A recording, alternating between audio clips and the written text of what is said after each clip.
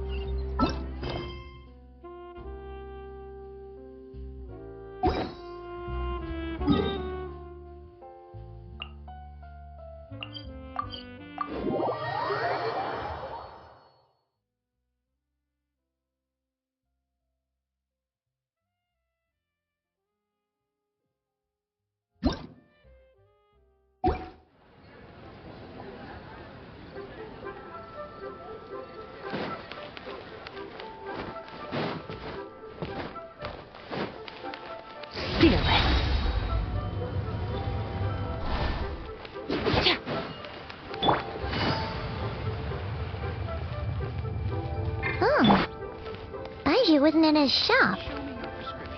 Oh, you're looking for Dr. Baiju. He's resting today, but he said to send any patients to the back room. Ah, okay. Thanks. We'll head on through. So many medicines, but no cure for heartache.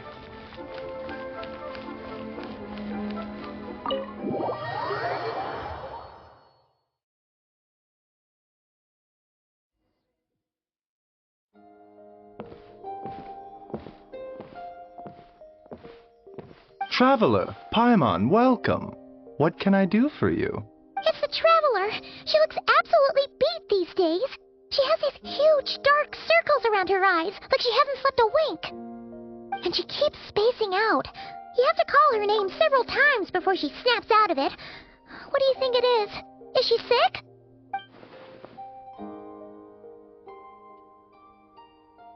Very peculiar. In all the time we've been acquainted, this is the first time you've come to me with a health complaint. Come, let me take a look at you.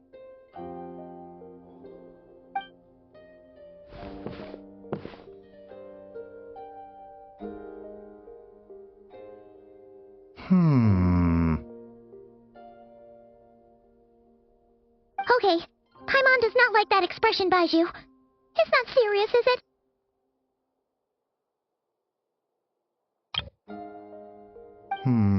Complexion is good, eyes are clear, breathing is steady, pulse is strong. Physically, you appear to be in good condition, Traveler. In theory, your energy level should reflect that. You should be feeling right as rain. Hence my concern. A clean bill of health is usually a good thing, but in this case, it likely means your situation is more complicated. Physical illnesses come with detectable symptoms that can be used to diagnose, medicate, and cure the condition. But afflictions of a non-physical nature, they fall outside a doctor's realm of expertise. Huh? What do you mean, non-physical nature? Curses, dark magic, it's hard to say. It could just as easily be a simple case of mental fatigue. Why don't you rest here for a bit? Whatever it is we're dealing with, clues to your condition are sure to reveal themselves in time. Once we know the root cause, we can administer the right treatment. In the meantime, Changsheng and I will review the relevant literature for afflictions that present with mental fatigue.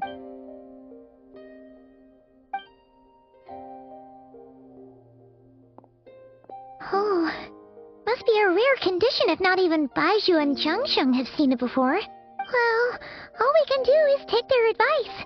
You look like you're about to collapse anyway. Just get some rest.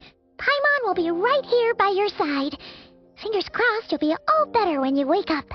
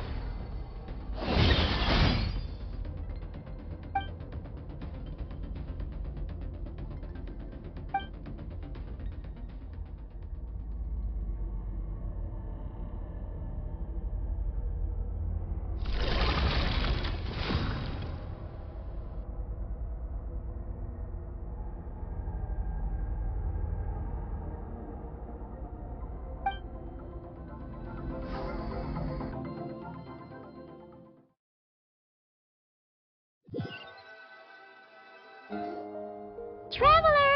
Traveler! Rise and shine! Time to wake up!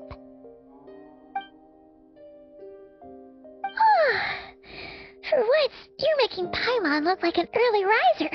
It's already afternoon. Hopefully all that sleep did you some good.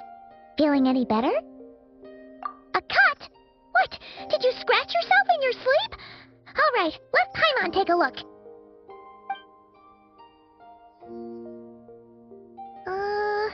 Nope, nothing there. Wait, did you have a nightmare? Okay, don't panic. Paimon heard that dreams tell us what we need by showing us the opposite. So, if you had a nightmare, maybe all you need is something to cheer you up. Come on, Paimon will treat you to something yummy.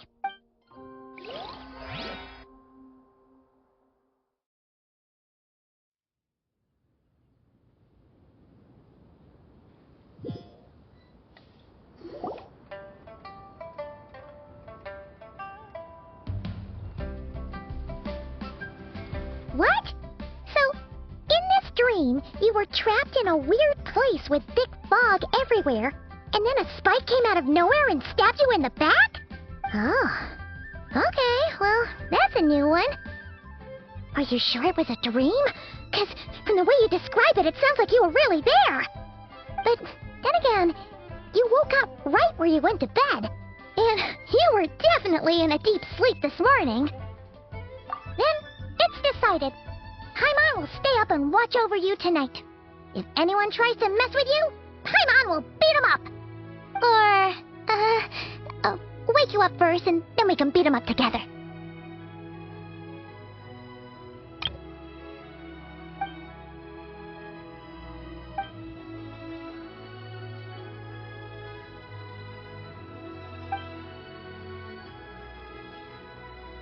Something is missing. Did you just say something? The flesh remains whole, but the soul is incomplete. Left unresolved, the mind will wither away along with it. Ah! What the? Wait! Paimon remembers you! Your child's master! Skirk?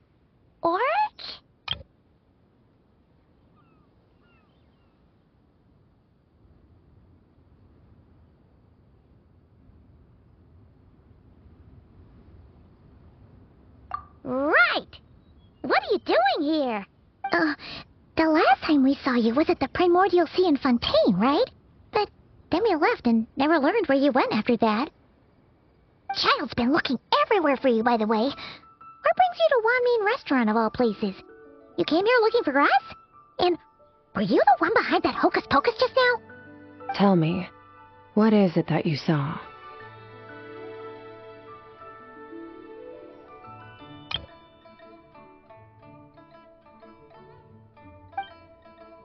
Tight-lipped, huh? I suppose that's fair.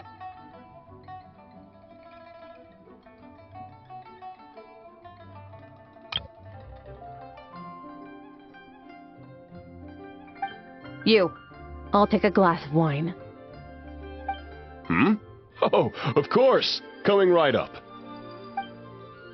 We make this one in-house. It's not too strong. Enjoy. Chef Mao, I'll take a grilled tigerfish over here. Coming right up.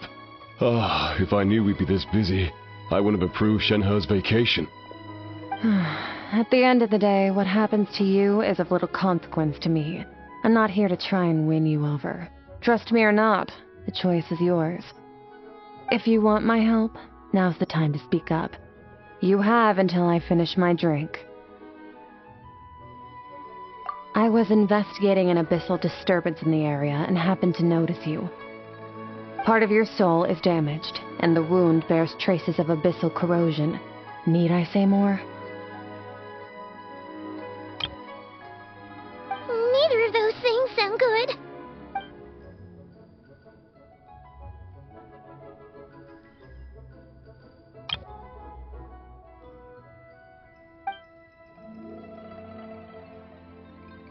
Well, should we trust her? She mentioned an abyssal disturbance. Maybe that has something to do with what's going on with you. But we could always find a different expert on the abyss to help us out. Yeah, and that thing she said about your soul being damaged is scaring, Paimon. Definitely something we should fix sooner rather than later. Skirk's an interesting one, that's for sure. But from what Giles told us, she doesn't seem evil, at least. 1, 2, 7, 10. That'll do. Well, have you made up your mind?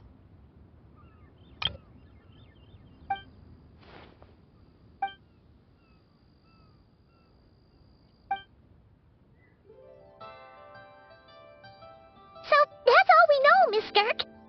Ma'am, can you help us? So, you can disperse the fog. I understand. Come find me in the Gwali Plains when you're done here. Oh, and I left cash for the drink on the table. Settle the bill for me, will you? Oh, okay. Huh?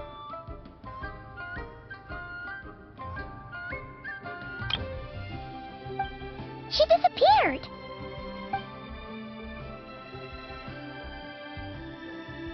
Wait, hold on. You overpaid. Here's your change. Oh, no. This includes the drink, so it should be the right amount. I didn't think you two ordered a drink. We didn't. It was that lady who came and sat with us, remember? You brought it out to her yourself. You sure? I could have sworn there were only 2 of you at that table. What? What'd you put in their dish, Chef Mao? Some kind of hallucinogenic mushroom? You got them seeing things. Seeing things? Wait, so neither of you noticed her? Young lady? About this tall? Wearing a purple dress? She ordered a glass of wine! Oh, now you mention it, that vaguely rings a bell. And it looks like I did open the wine jar, so it must have just slipped my mind. In any case, that settles your bill. Come again soon. Coming! Okay, what was going on there? It's like they didn't remember Skirk being there at all. Even Paimon was half convinced we hallucinated the whole thing. But that Mora she left for us was definitely real. Oh, this whole situation is giving Paimon the creeps. But anyway, she told us to head to the Gwali Plains, right?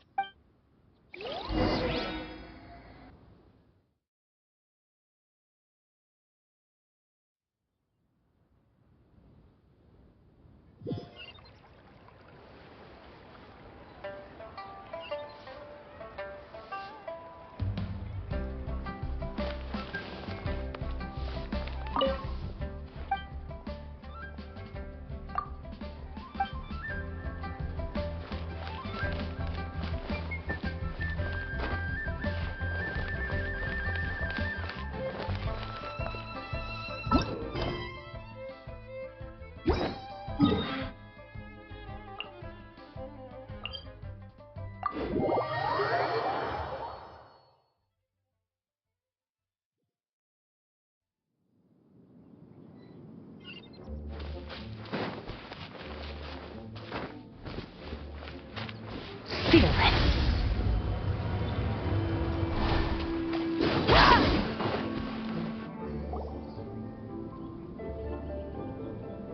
Whoa, what are all these rift hounds doing here? Huh, looks like they're collecting something.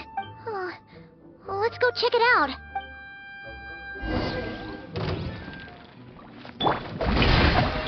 Off to the breather! Busted!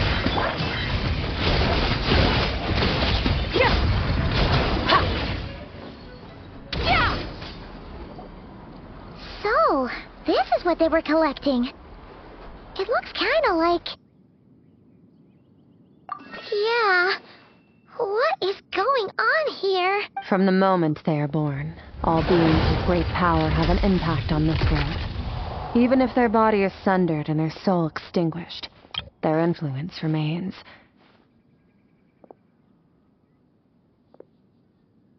Gods are the most common example of that. The remnants of gods who fell thousands of years ago remain buried deep within the earth, carrying within them a warped will and a dark curse. Together, these remnants form what you call god remains, and it appears that some of those sealed here were dug up and removed. There are traces left, but they're fading fast.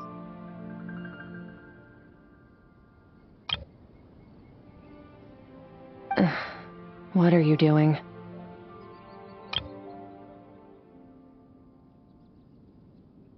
Nothing! Just wanted to make sure you were, real? She's definitely not a ghost, Traveler. Paimon poked her, and she's solid. Your life hangs in the balance, and that's what you're fixated on? Strange set of priorities. It was just a trick to avoid being perceived. If someone notices me, those memories are erased. Simple as that. Unlike you, I have no desire to establish a connection with the world. The weak and the lowly have no right to remember me. They're lucky they only have a few missing memories to show for it. Now, can we please get back on track?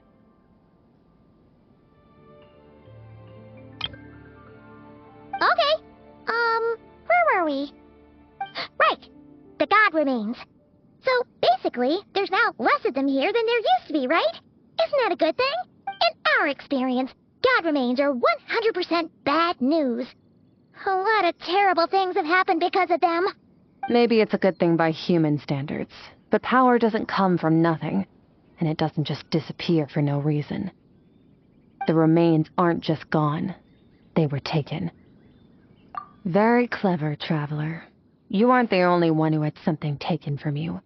There are victims like you everywhere. The only difference being, you can speak, and the remains cannot. So it went unnoticed. Something similar happened in Sumeru. Within the span of one night, countless consecrated beasts were slaughtered, and a large amount of the god remains buried in the desert went missing. Of course, god remains are just one of the targets. The culprit is chipping away at sources of power all over this world, including the Stella Fortuna above.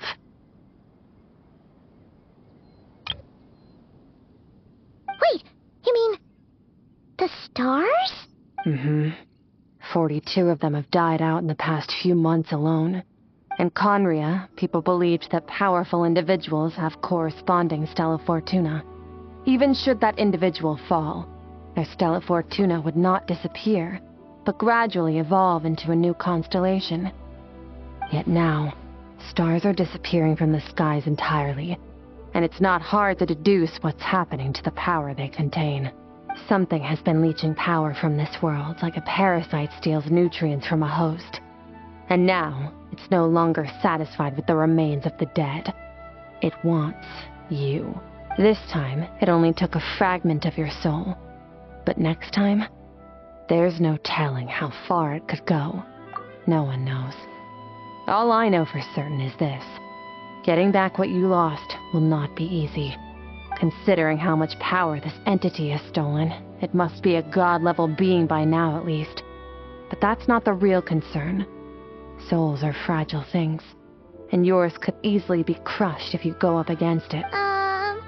So you're gonna help us, right? We're going to help each other. You are my ticket to uncovering this thing's true identity. Well, great! You seem super strong, and you know a lot about the Abyss, so Paimon will take it. Don't get all mushy on me. All I'm doing is helping you get back to normal after a sudden crisis. And I should warn you, getting mixed up with me can have unforeseen consequences. We're on very different journeys. You don't want to be in my debt, trust me. You help me uncover the truth behind this entity, and I'll help you recover what you lost. This is a transaction, that's all. You would do well to remember that. Now, come along.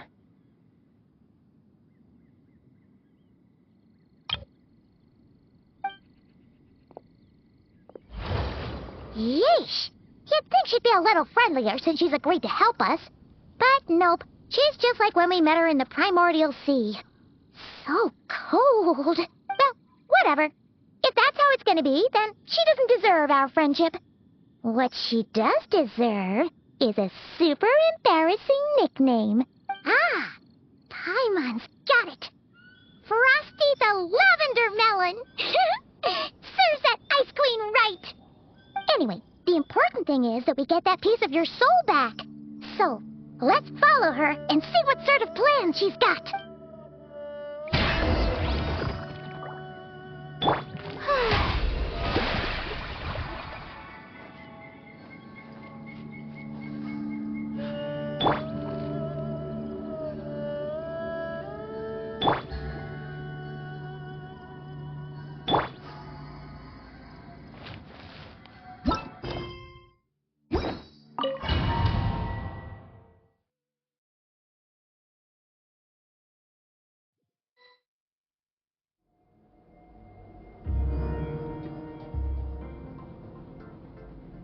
Whoa! This place is way bigger than Paimon expected. Where are we? This is where I live. I suppose it's the closest thing I have to a home here.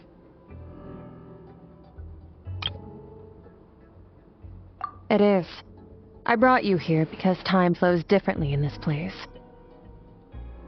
I don't know how much Ajax has told you, but when he fell into this space, I mentored him for 3 months. In that time, only 3 days passed in the outside world. Ajax?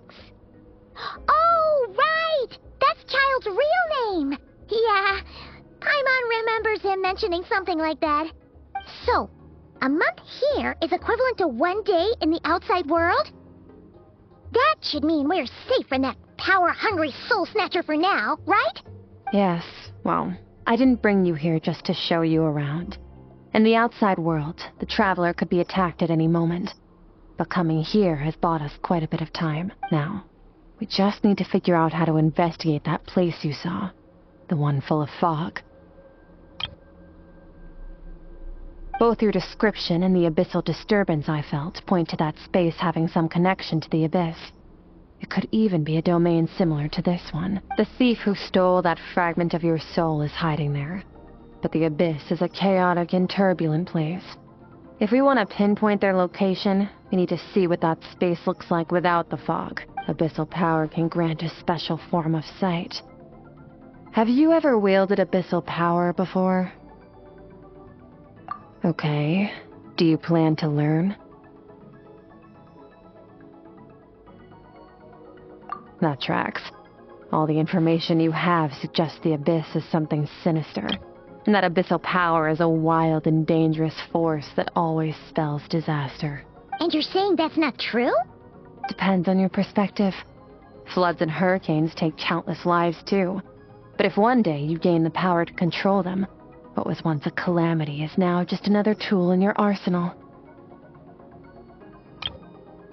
I'll respect your opinion, though. Just means we have to turn to the second best option. A little abyss crystal that contains my power. Wear it on your head, and we'll be able to perform dream mirroring when we fall asleep. Dream mirroring? It means experiencing whatever the other person is dreaming. Everything they see, think, and feel. Since you haven't studied the art of using abyssal power, and have no plans to jump in the deep end right now, I'll have to do the investigating for you. With dream mirroring, every time you slip into a deep sleep, I'll see with my own eyes whatever scene plays out in your mind. Then, I can guide you through the dream environment, and we'll take back what was stolen from you. Huh. You made it sound so simple. Tough to say. This is an unprecedented situation for both of us.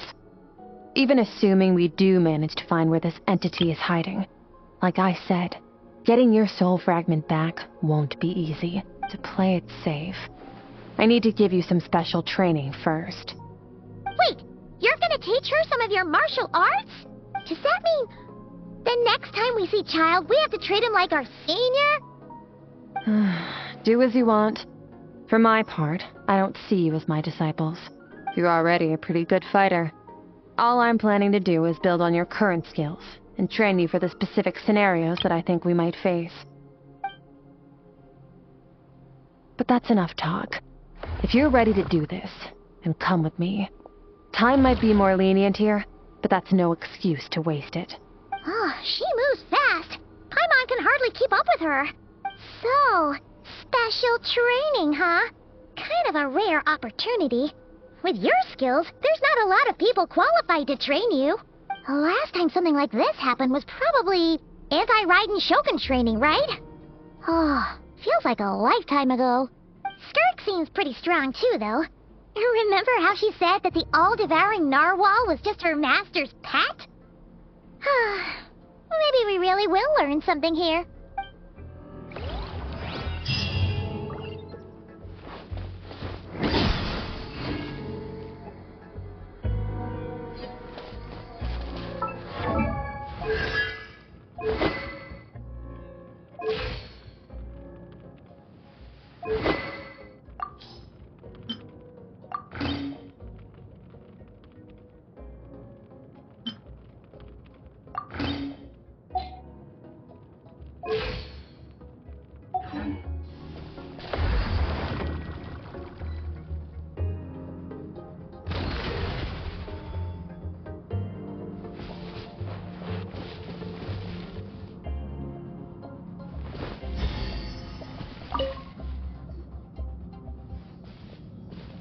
Ready?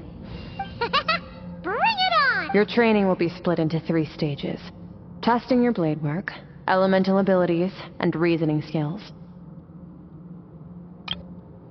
We'll start with blade work. You're no rookie in this area, so I won't bore you with the basics. During your long journey, you've no doubt sparred with a lot of talented sword fighters. Consciously or not, you will have picked up all kinds of techniques from them. You bet! There's Kaya, Master Jean, Kuching...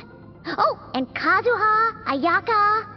Yeah, we've met sword masters like you in every nation we've been through. You sparred with a bunch of them too, right?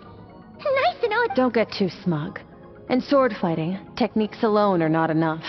You need a cohesive system to bring it all together. A style or school of fighting. To use the human body as an analogy, your style is your skeleton, the foundation, the framework. Techniques are the muscles and other flesh attached to the bones. This is where your strength comes from. Improving your sword fighting is like growing that body. If your frame got bigger and taller, but you didn't add any muscle mass, you'd be weak and flimsy. Then again, if you packed on pounds of flesh without a big enough frame to support it, you'd end up bloated and unwieldy. You need to do some introspection. Take a good, hard look at your past experiences and figure out which parts of what you've learned are just techniques, and which parts can be used to form your own system. Only then will you get the full utility out of all your thoughts and observations along the way. Only then will every strike you deliver make perfect sense. Wait, is that it? Paimon thought you were gonna teach her some cool new moves! Like when you went swoosh and opened a tunnel to another place! One day, you'll reach a new level of power where you realize that even that's as basic a trick as any other. But right now, our sword styles are so wildly different that teaching you mere techniques is pointless. There are no shortcuts in the pursuit of power. Failure is your best teacher, and rigor is your coursework. That's all I have to say. Time to make a start.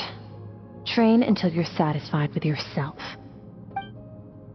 Now focus. Destroy the crystal columns as swiftly as you can.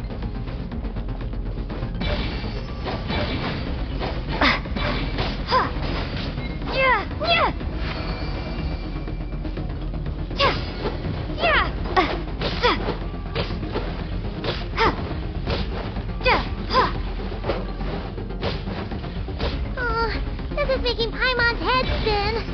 Hang in there, traveler!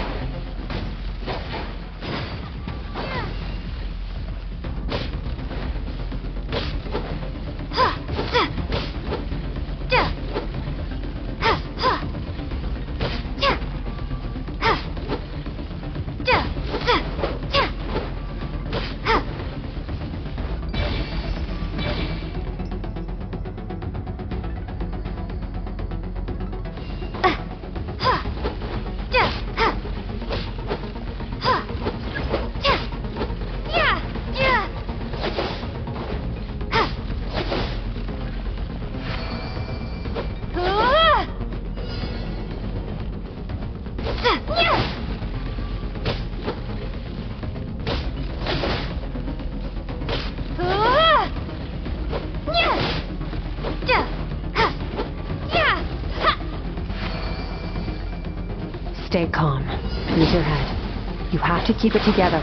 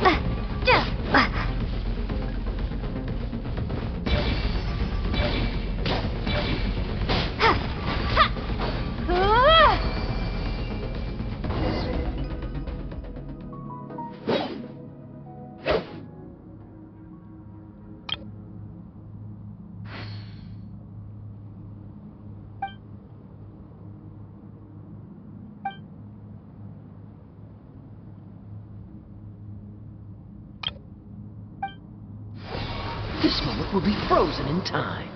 Cut to the chase. Consider a moment of true mastery that you've witnessed in another person, and ask yourself, what lies beneath the surface? What's their guiding philosophy? What's their state of mind as they maneuver their weapon? Now take that and practice it right away with speed, skill, and strength, over and over, until your hand is one with your mind. This is the only path to true growth. Step on up. Dance with the waves.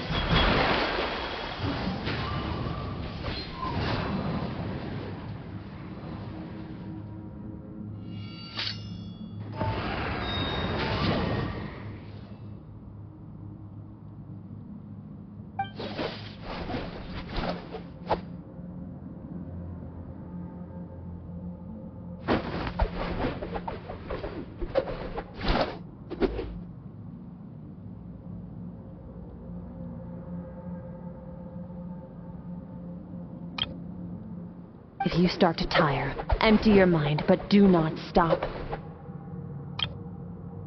Stay in that frame of mind as you keep up the fight. Get rid of all redundant movements. Imagine your sword is an extension of your own body. Wield it just as you wield your arms, hands, and fingers. 'Twas on a deserted, moonlit night that the hero approached the vile dragon's limpid lair. Ring cutter! Feathers fleeting wet, the white heron treads water, a sight without flaw. Master of Inazuma Kamisato art Tachijutsu.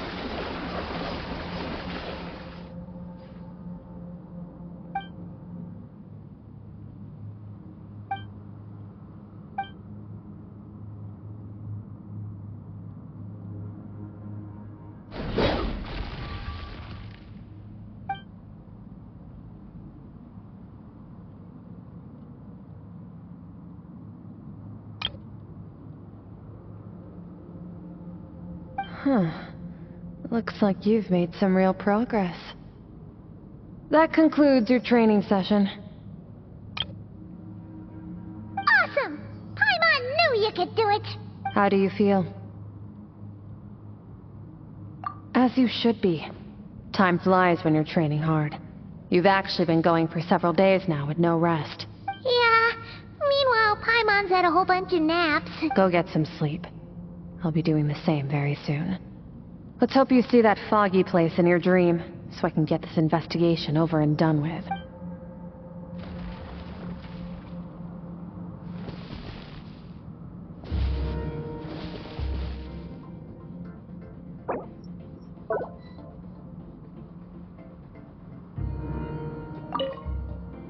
Sometimes, you have to practice a single movement 1 million, maybe 10 million times, before the breakthrough moment comes. Nothing in the outside world can help you in this process. The most important thing is to remain patient.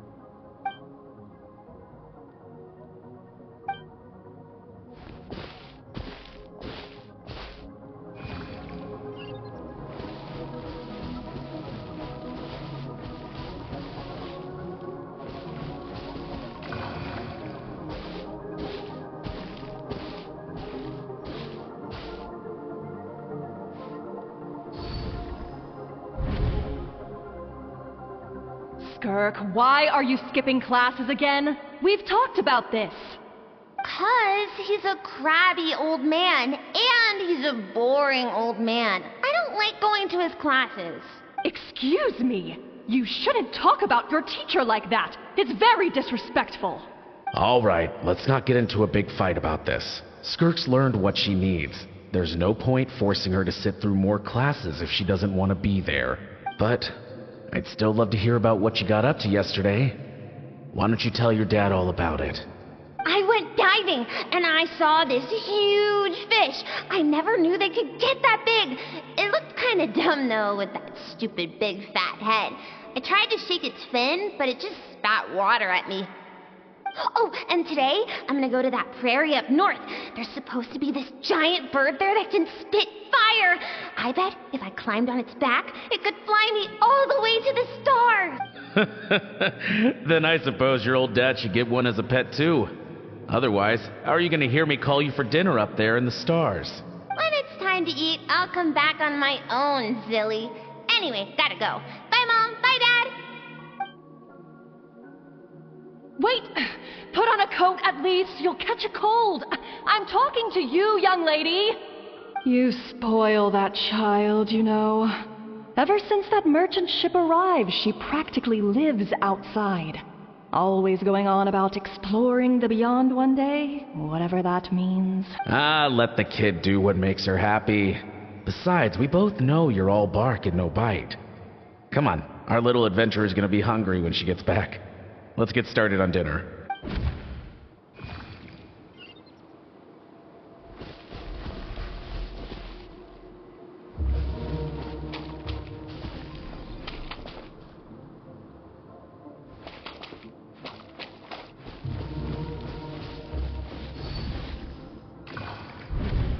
The stars shimmer high above. But what lies beyond the stars? Mountains as far as the eye can see? An endless snowy plain? Or maybe buildings taller than the sky, like the people from the merchant ship said? I can't be the only one asking these questions. The universe is fascinating. If only I could meet some other people like me. We could set sail together and explore every corner of the world. I'm sick of being a kid. There's so many amazing things out there, and I'm ready to see them all.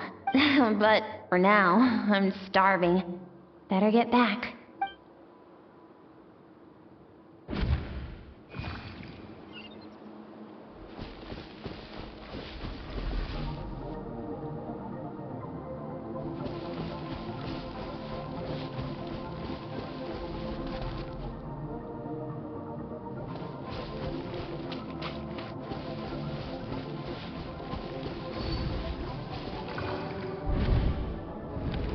Don't let a single one of them get away! No, please, spare the children! Stay back! They're coming! Run! Help! Eliminate the threat. Take them down. Don't be scared. Ah! This way! We'll never make it! Fire. There's fire everywhere. What happened? I told you we shouldn't have trusted these outsiders!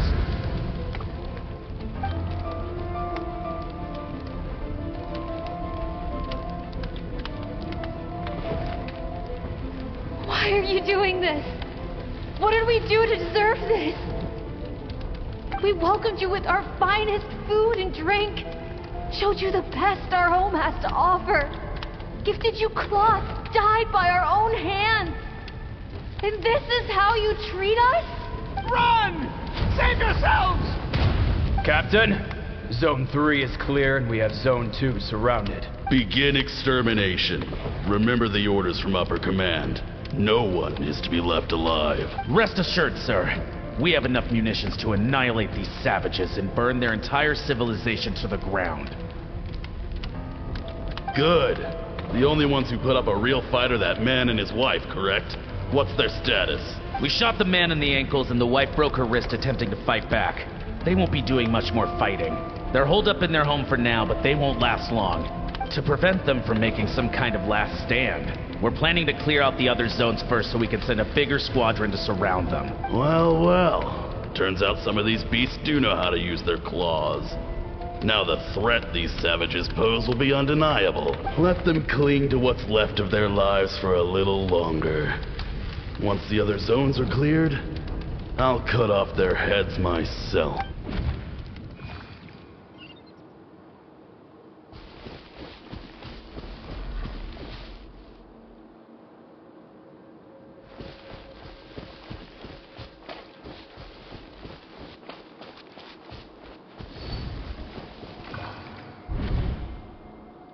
Dad?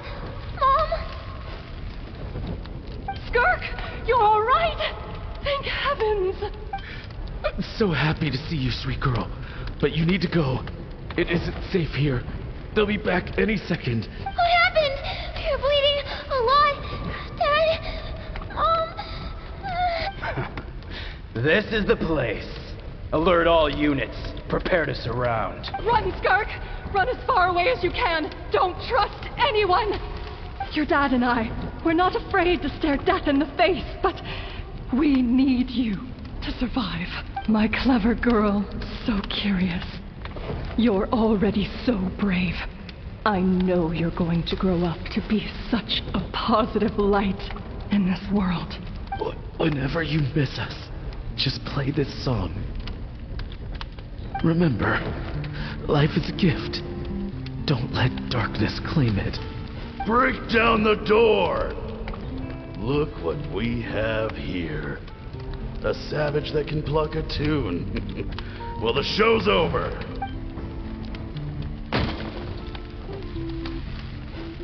You! Stop singing! Shut it! I said shut it or I'll make you! Fine. Have it your way.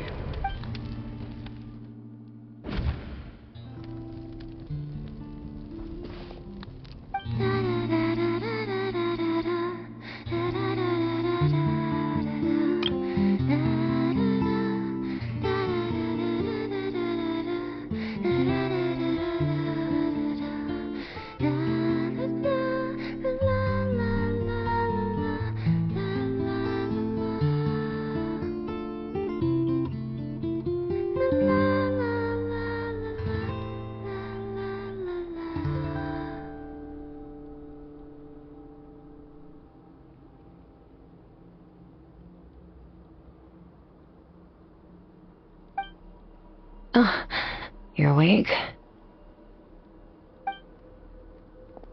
I found a few clues while you were asleep, but it's only a start. Now, time for the second stage of your training. This time, the focus is elemental energy.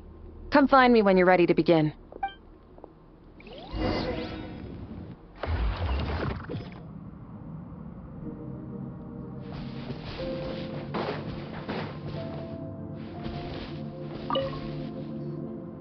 Man, staying in the abyss feels so surreal, don't you think? No day and no night. It's like time hardly exists. If we weren't careful to keep track, it feels like we'd have no idea how long we've even been here. Well, except for the fact that Paimon still gets hungry like clockwork. You go do your training. Paimon's gonna grab a bite.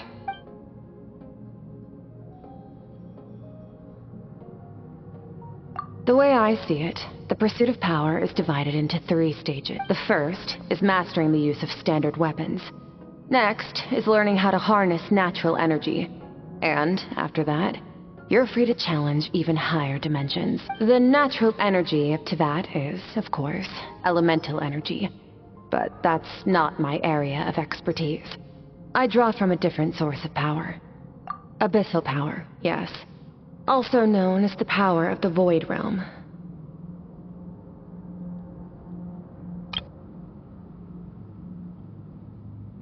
My master, Sertologi, is a true expert in that area. After all, he was one of the group of 5 that infamously stole the all-encompassing power of the Abyss, an act for which the people of Conria gave them the epithet, the 5 Sinners.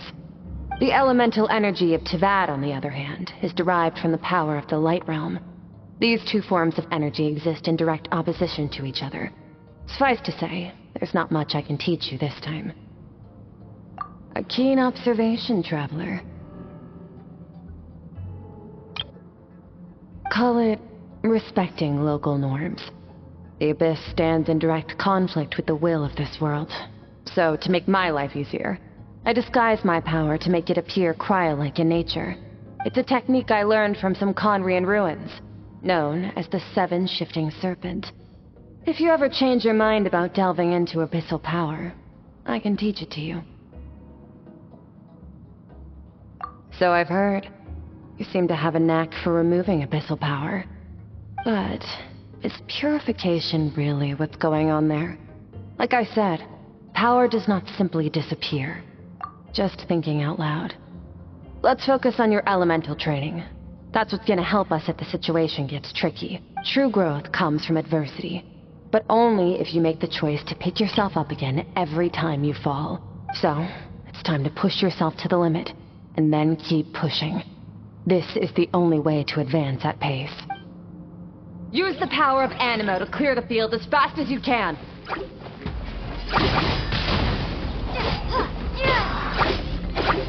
Windblade! Be gone!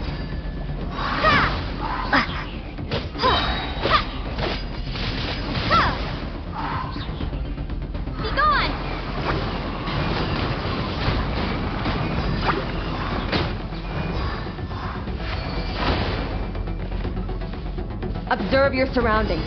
Look for things you can use to tilt the scales of success in your favor. Windblade!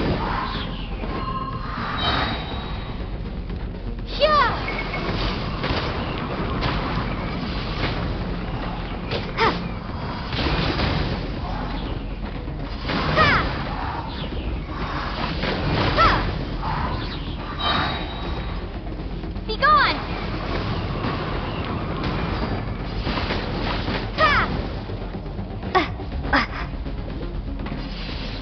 Windblade!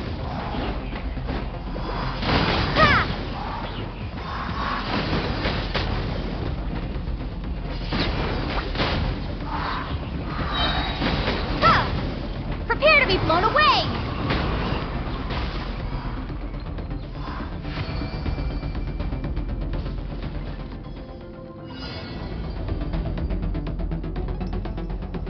Use the power of Hydro to destroy the spikes.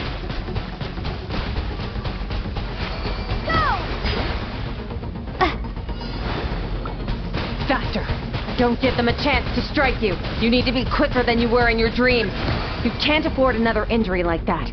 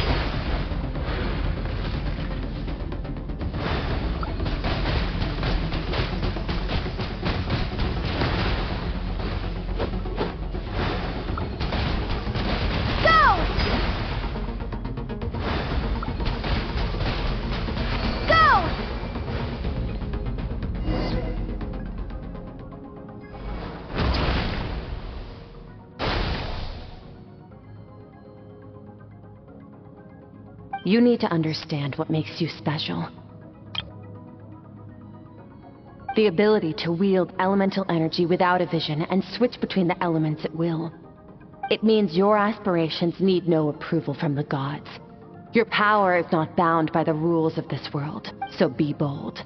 Do not be afraid to chart your own path.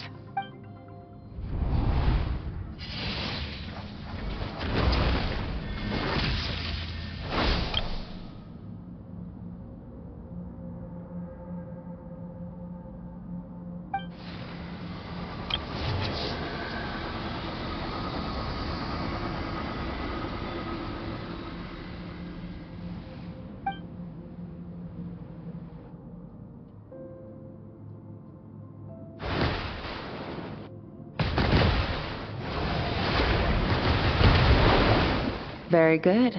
It seems you've reached a deeper level of connection with the elements. Long enough for you to lose yourself in your training, which is a good sign. Relentless practice with the elements has drained all your strength, but it's also what allowed you to make progress. Get some rest. When you wake up, we'll proceed to the final stage of your training. If you wish to master the elements at a fundamental level, you must see the entire natural world. Nature in all its places and forms. That is part of what it means to be a traveler.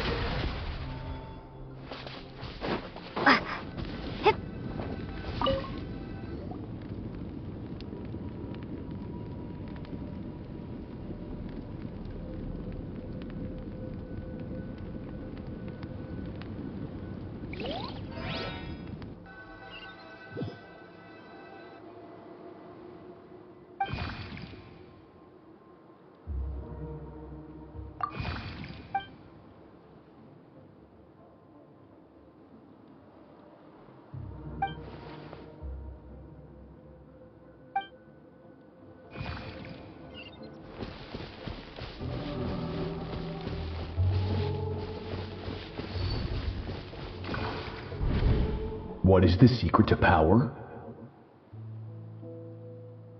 Longing, hatred, self-preservation. No, it is fear. The fear of losing those you love. The fear of watching your home burn. Fear of loneliness. Fear of death. Fear is the source of evolution. It forces humanity to adapt to their environment and overcome hardship. It is in the process of prevailing over our fears that we surpassed first ourselves and then the rest of the world. That fear is now part of you. It calls on you to evolve. And it is time to answer.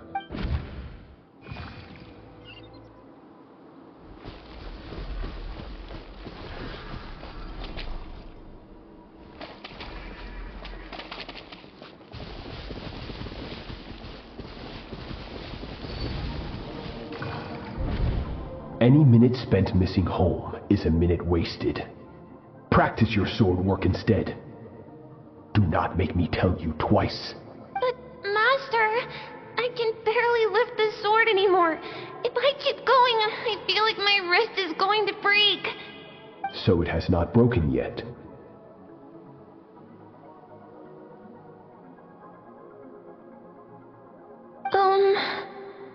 Then pick up your sword and keep practicing until it breaks. I want to hear the cracking and splintering of bone. After all, bones can always be reset.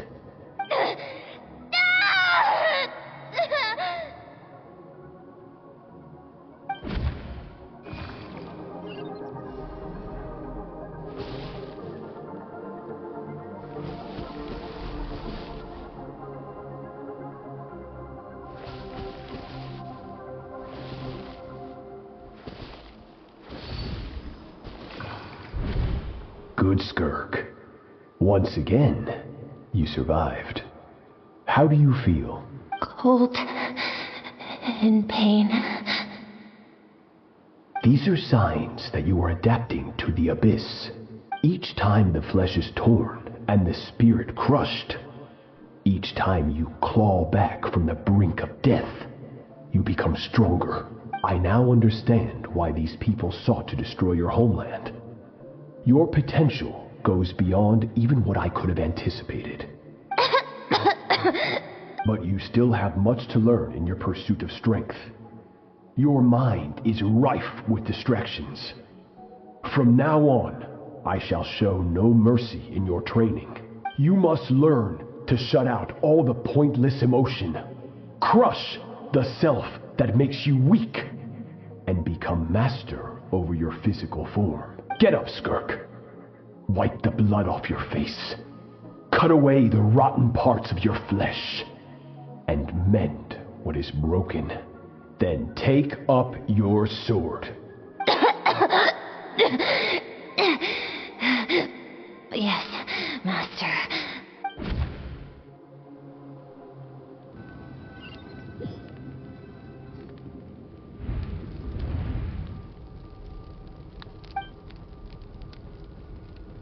You're up! Hopefully you got some good rest. Skirk said to tell you that she's ready to start the final stage of your training. So, wanna head over?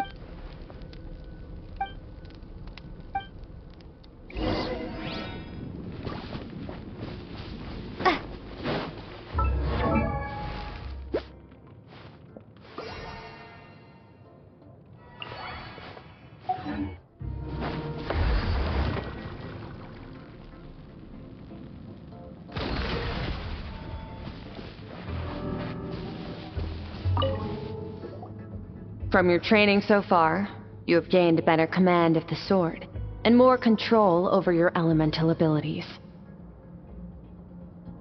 That's only part of it. Experience is the real teacher. Your journey, the friends you have made, the dangers you have faced, these have taught you more than I ever could. Now, it's time to focus on how you react under pressure. You must be able to think rationally, even in unpredictable combat situations. To simulate this, I'm going to attack, and you're going to block.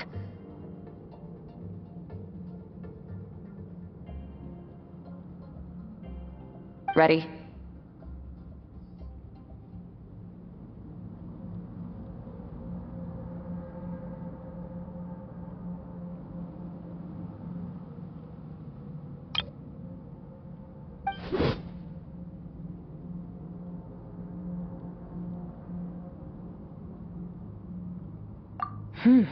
Not bad. That defensive stance looks near unbreakable. Just like your brother. Oh, that reminds me. You still don't know what happened to him, do you?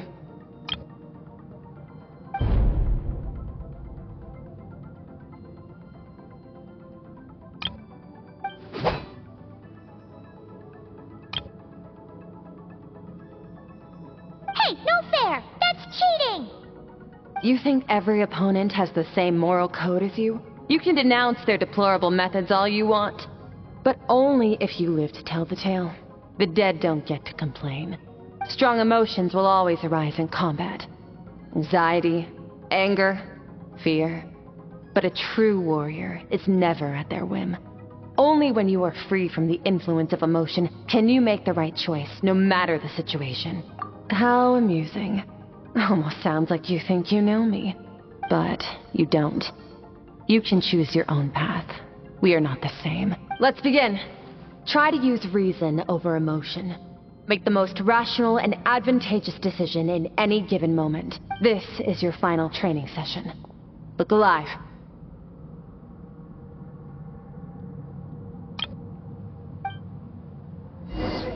Same drill as before, but this time I'm going to interfere. Hold your focus.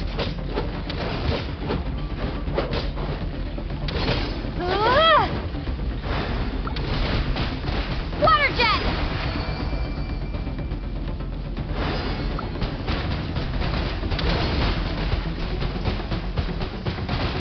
Water jet!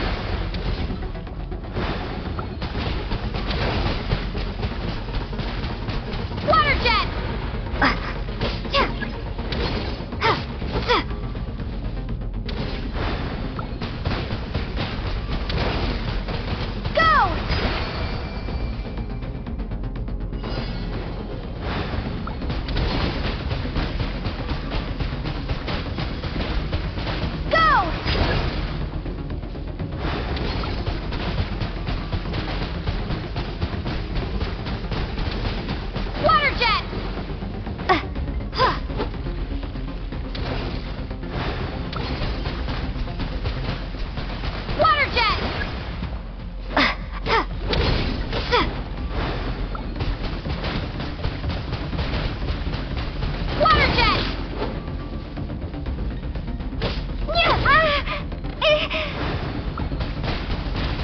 Not bad.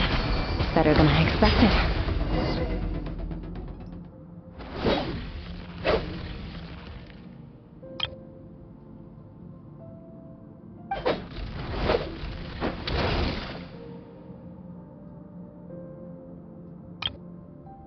You're getting the hang of it. The first step to controlling your emotions is controlling your mind. You want a unified train of thought. It all comes down to focus.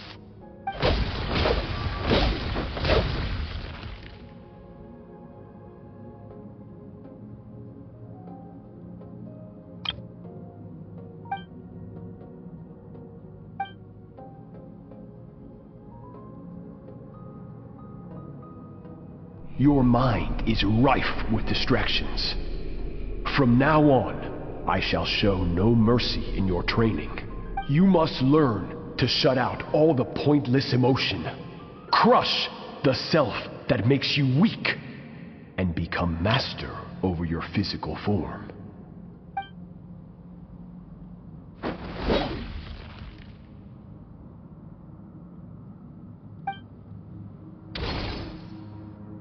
Stop. Let's pause here. One look, and I can tell your mind has wandered. That's to be expected. There's a limit to how long a human being can concentrate on one thing.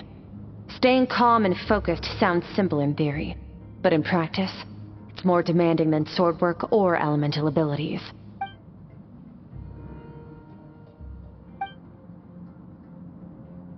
Get some rest. No point training further if you're already dead on your feet. Like I said at the beginning, the only goal of this training is for you to reach a point that you're satisfied with. You managed to push past your limits, which is a good start. You can be proud of that, and sleep well knowing that you've earned it.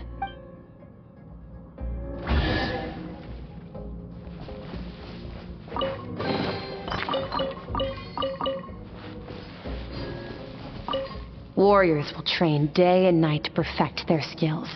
But when the battle comes, their fate may be decided in a matter of minutes. One mistake, one moment of hesitation, and just like that, all their blood, sweat, and tears were for nothing. You need to push yourself to perfection, or you might not even live to regret it.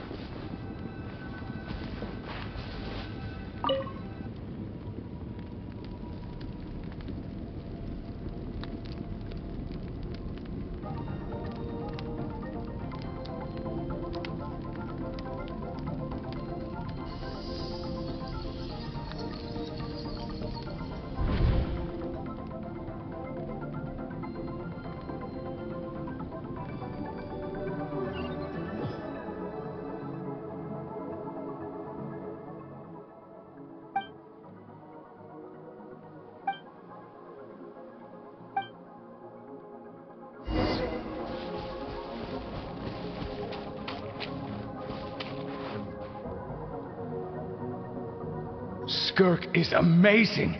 She faced down that terrifying giant and cut its head clean off. Oh, she got hurt though, didn't she? I heard it was pretty bad. Yeah, well, that's a given. But the moment she was on the mend, she got right back to practicing her sword work. I heard Master suffered a grave injury once too. Lost an arm and a leg and still came back stronger than ever. Skirk's becoming more like him by the day. Incredible. I wonder if I'll ever reach their level. They're always so resolute, so unshakable.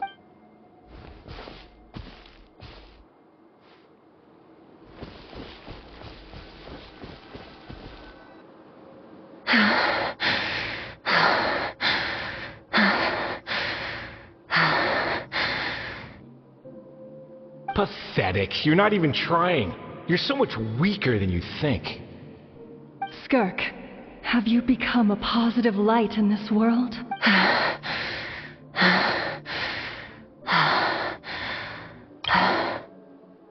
Do you even remember how many of us perished in that fire? How many bodies were left to rot on the scorched earth? Yet you alone live on. Keep your gaze fixed on your blade. You don't deserve to rest. I have so many questions.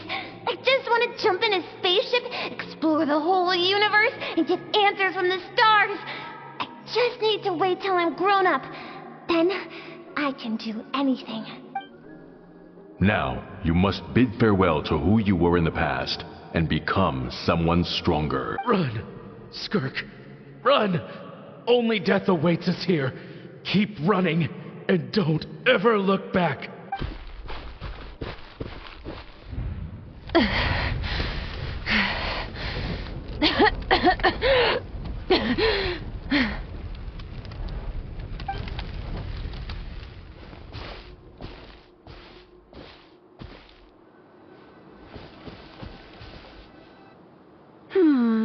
Let's see here. First things first, you need a new identity. Going around telling people you're from somewhere beyond the stars won't do, now will it? How about saying you hail from beneath the earth instead? As the Conrian saying goes, venturing out into the universe and down into the abyss are the same in that both are braving the dark unknown. Well, I'm a visitor on this planet, so I'll follow the rules.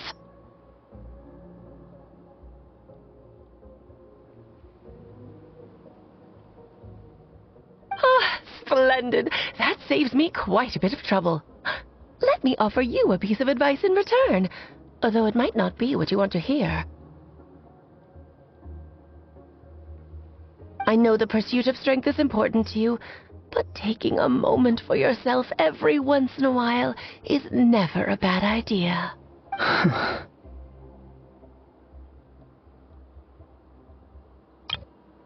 Ignore her existence for too long, and there will come a day when you can no longer hear her voice.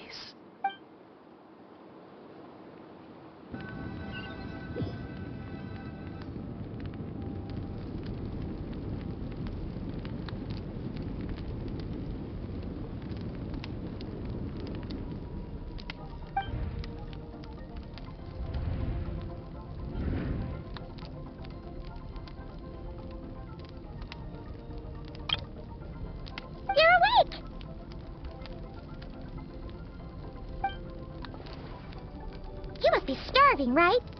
Ta-da! A barbecue feast just for you!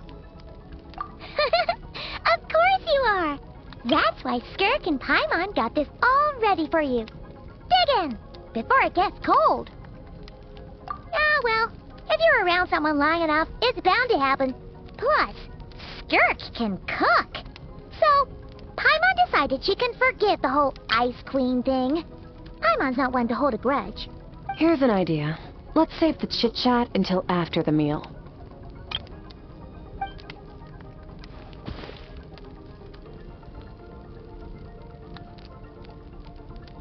Oh, so full.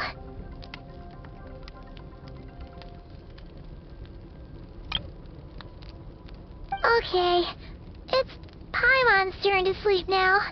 Wake her up when it's time to go.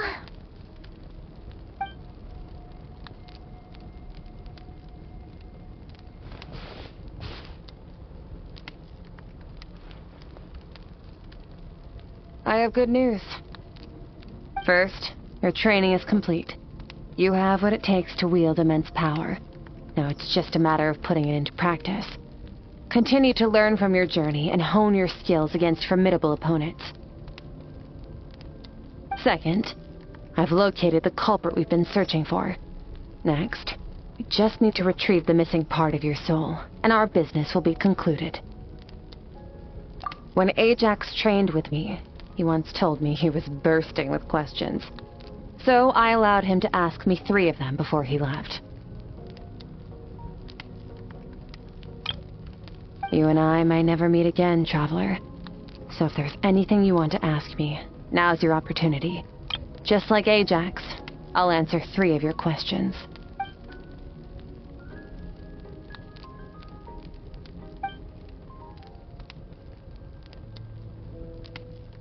Okay, not the angle I was expecting. What makes you ask that?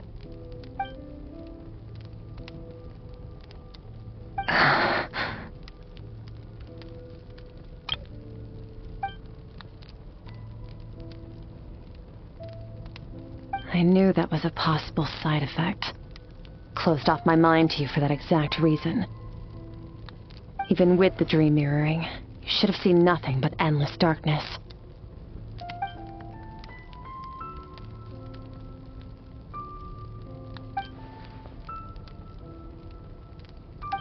Whatever. Must have been a flaw in my execution.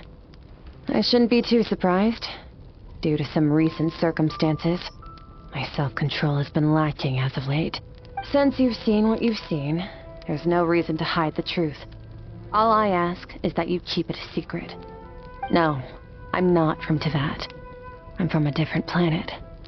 And there was a time when I journeyed through the stars. A lot like you in some ways.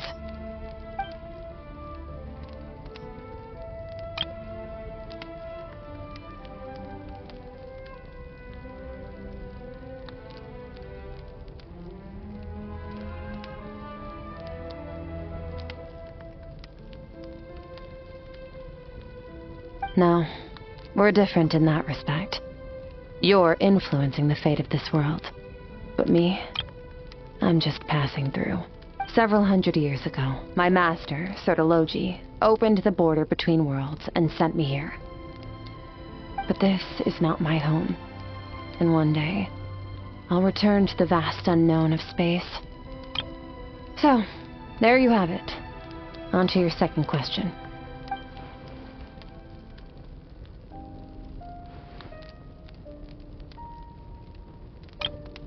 Become stronger. For certain reasons, I need to bridge the power gap between me and my master as quickly as possible. But first, I need to understand the source of his strength. To do that, I need to follow in his footsteps, walk the path he once walked, and somewhere along the way, I'll find out how to defeat him. That is my sole focus and purpose. Okay. You have one question remaining.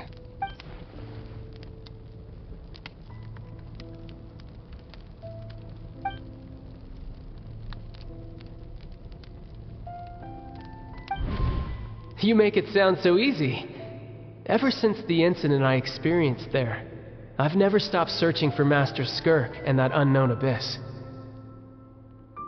But it's been years now, and I've still found nothing. Well, your last question?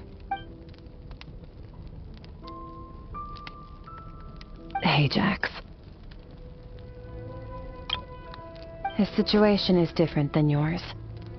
Before you ever crossed paths with me, you'd already encountered many formidable people, studied their techniques, and developed your own skill set. So, during your training, all I had to do was build upon that foundation. But Ajax was so young when he came to me. A complete blank canvas. Children can't help but imitate their role models. In the long run, that would only hinder his growth. Once Ajax has enough strength in his own right, I will allow us to meet again. Until then, let that motivate him to reach his full potential.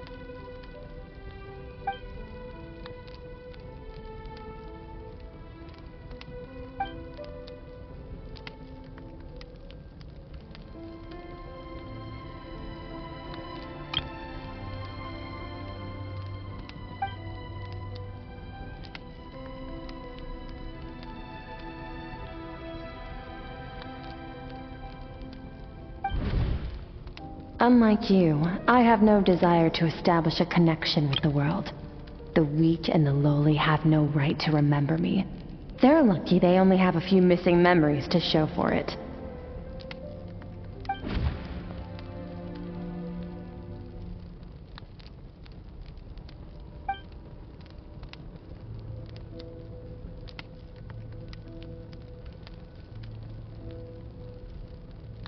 Wake up your companion. It's time to go. Oh, and everything I just told you, best keep it a secret from her as well.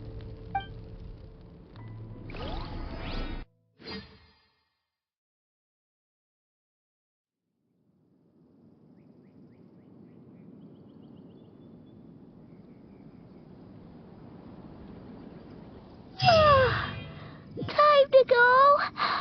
Oh, finally. Where are we headed? Just follow me. I'll open an abyssal rift close to the culprit's location. It will take us to where he's hiding.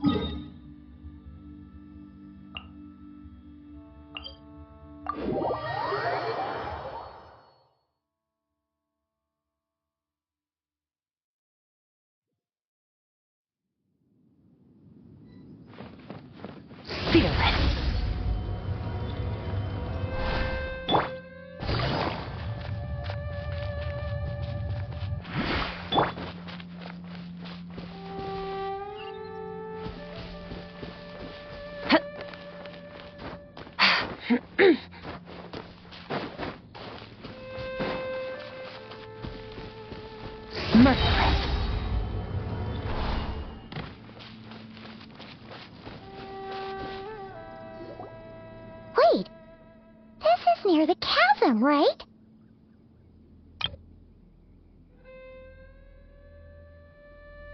Yes. If we enter from here, we'll be able to reach that place from your dream.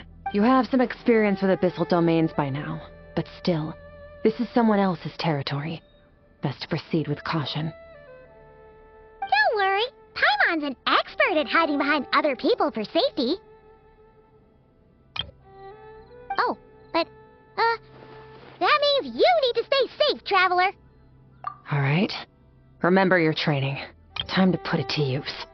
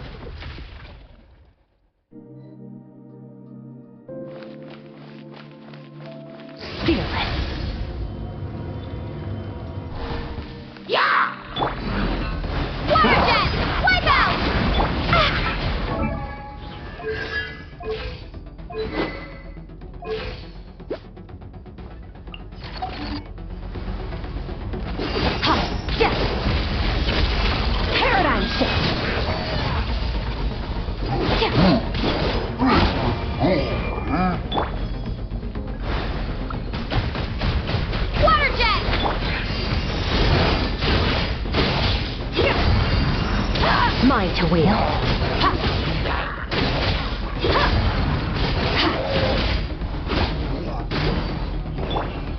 Bombs away! Go!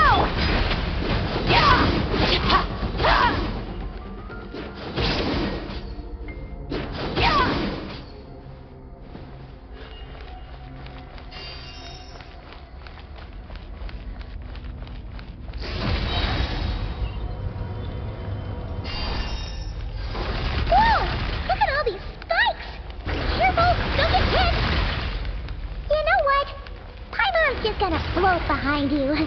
Come on, you got this. Feel it. Another star goes out. Annihilate.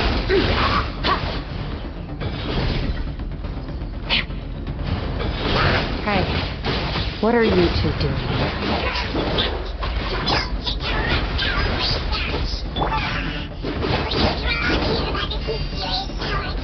Dusty, like an abandoned house. Let's press on.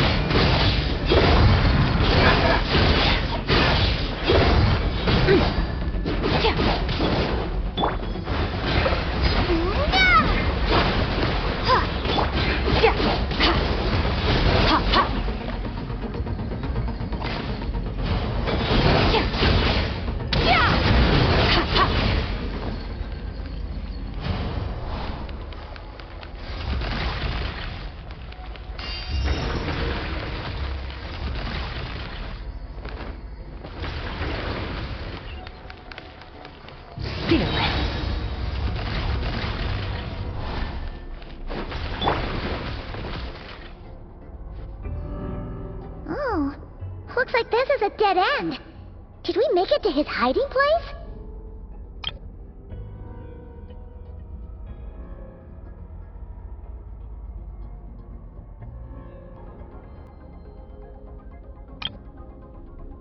Ugh! This fog is making it impossible to see anything! This should be the place where you were attacked, Traveler. The missing part of your soul should be nearby. Can you sense where it is?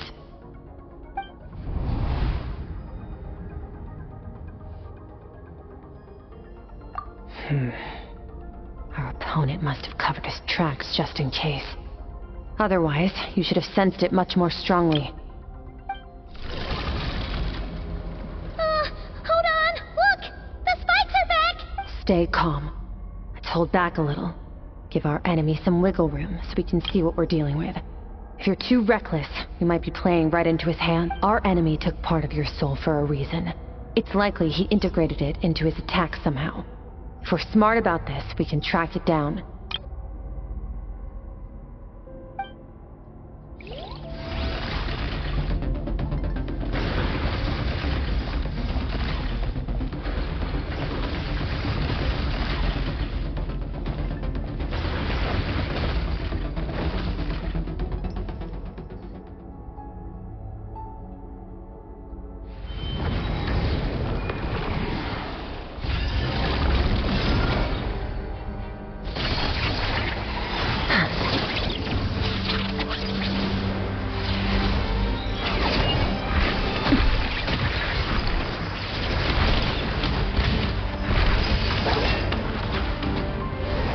From the start, the attacks have been focused on me.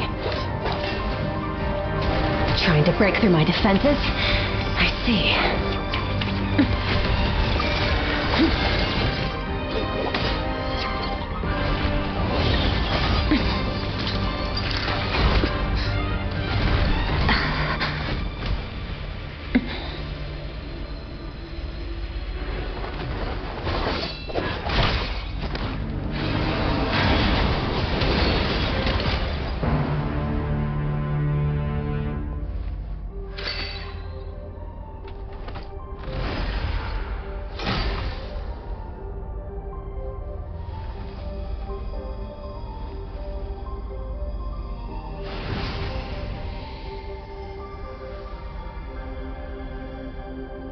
There.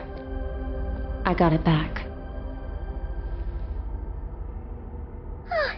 Traveler! Skirk! What happened? It looked like Skirk just got...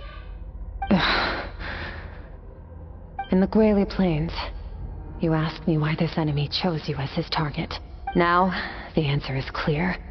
It's not just the fact that your strength is impressive. It's also because of your ability to, as you put it, purify abyssal power, whatever that actually means. The fact is, that ability allowed him to do something that should have been completely impossible. Namely, break through my defenses and steal my power.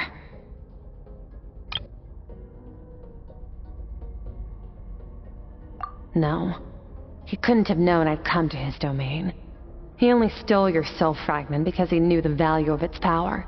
I doubt he expected it to come in handy so soon. Call it fate, if you want. I believe that's the term they use in this world for arbitrary coincidences. In any case, it works to our advantage. Once I realized what he was using that power for, it gave me the chance to get back what you lost. I'll cope. Well, done gorging? Good. Time to answer some questions. How did you get the power of the all-devouring narwhal? The all-devouring narwhal? Oh, of course! Paimon knew that spike thing looked familiar. It looks just like that narwhal's horn! I highly doubt you acquired that power through your own strength. Tell me I'm wrong. You're desperate enough to scour the land for god remains and whatever vestiges of power you can find. That alone proves you wouldn't be able to defeat a creature like that. Which leaves one possibility. You know my master, the Foul, Sertologi. The Foul? Who dares call him foul?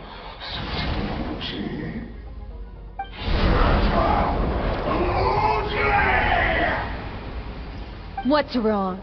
Bit off more power than you can chew? You're struggling to hold a basic conversation. Just a little longer. I'm still... Look! It's back! Those obsessed with power will let it devour them before abandoning their pursuit. Keep calm and use reason to decide the best course of action.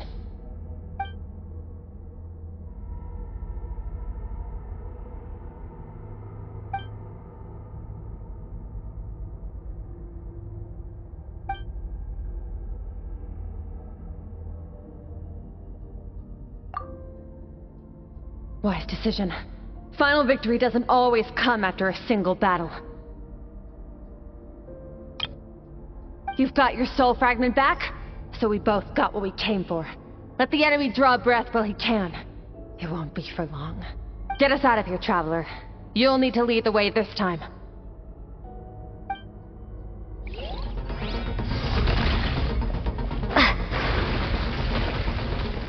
Skirk, is your shoulder gonna be okay?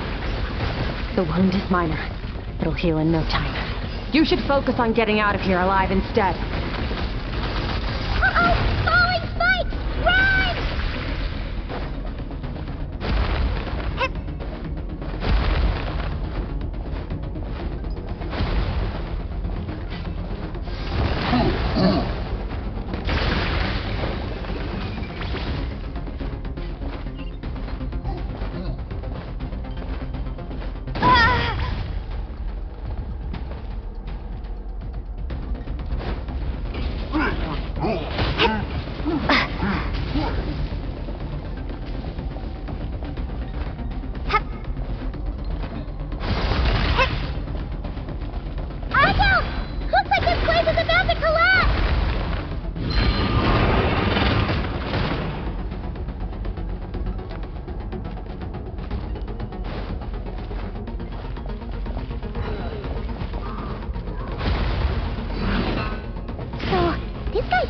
Has something to do with the all-devouring narwhal. Did you know that all along, Skirk? I had my suspicions. That's why I decided to investigate in the first place. But suspicions only get you so far. I needed to verify it for myself.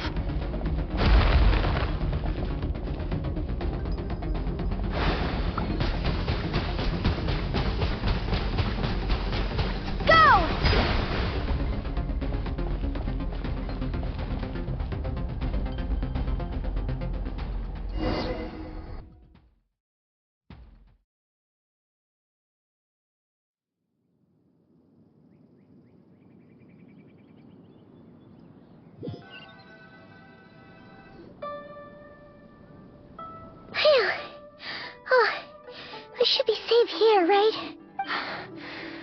I no longer sense his presence.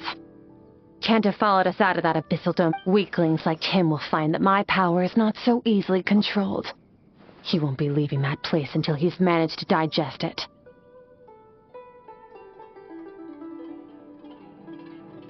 You seem surprised. I suppose that's fair. You've seen but a fraction of what that whale is capable of. That gaping maw could swallow a planet whole. It's called the all-devouring narwhal for a reason. Devouring is what it does best. It can extract power from anything, dead or alive, as long as it manages to make physical contact. Yeah. When we had our run-in with that thing, Neverlet mentioned that it has an instinct to devour. Your dragon friend recognized the nature of its abilities and used the power of Hydro to protect you. That worked because it was in a satiated state, so it was somewhat less aggressive than usual. It's a different story when it has no more power to feed off of. That's when its true voracious nature kicks in. It could devour everything on the planet in that state, which is why I cast it into that void space. But I hadn't counted on there being anyone left on this planet capable of wielding its power. To me, that says he must have encountered the whale a long time ago. Meaning, he must have known my master. Exactly. It told me everything I needed to know. Hence why I said we both got what we came for. And I believe that brings our transaction to an end. Now that you're whole again, you can get back to your own journey. I'll handle the rest of this situation myself. No way! We can't leave now! Something was stolen from you because of us! We have to help you get it back! This isn't my first taste of failure or losing power. When you fall, you get back up again and become stronger. That's how it is. But what if that monster finds you before you're all better? Plus, how are you gonna get home? It's not like you can just go swoosh and open a door to the abyss again. Not without your full strength. So, sticking with us for the time being doesn't sound so bad, does it?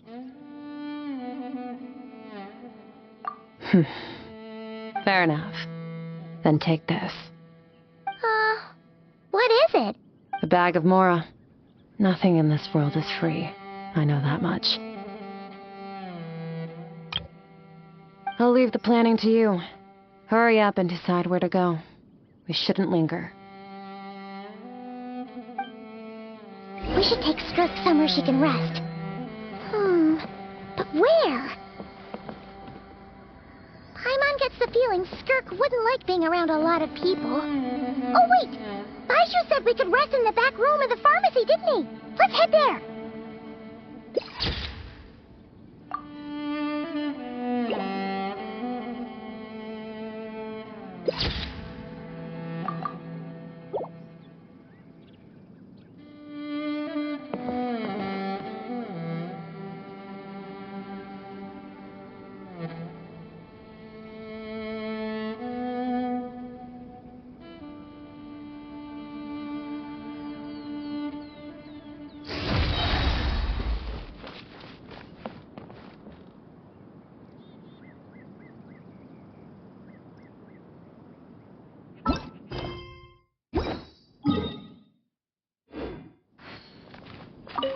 He'll know something about Master. I'm sure of it. Next time, I need to be ready. Fine.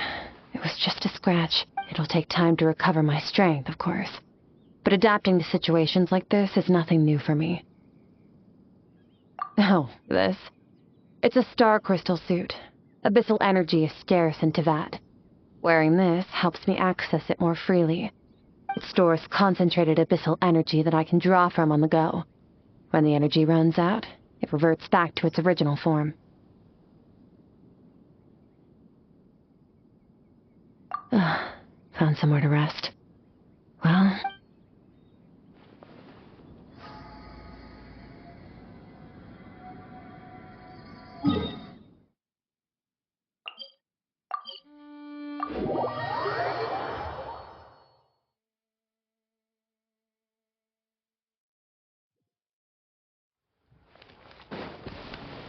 merciless.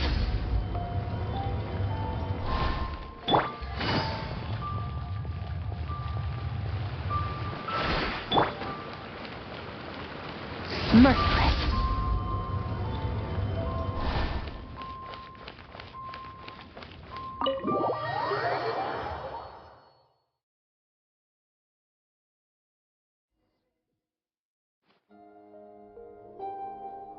Huh. This bag from Skirk has a ton of Mora in it. Does she have a job or something? Wait, no. After what we saw at Wamin Restaurant, that seems impossible. Can you imagine? It would go something like... I'll be collecting my paycheck now, boss.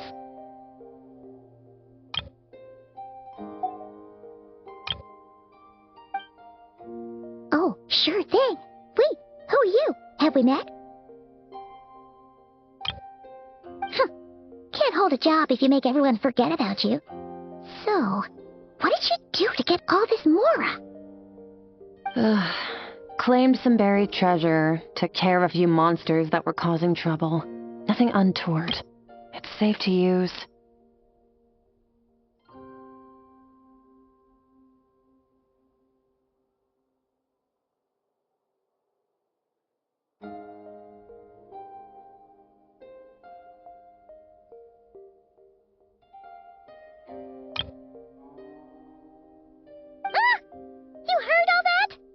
A sonorous voice like yours is hard to miss. I wouldn't be surprised if the sound of it traveled to the nearest mountaintop. Then, did you by chance happen to hear Paimon's little, joke earlier? You mean when you called me Frosty the Lavender Melon?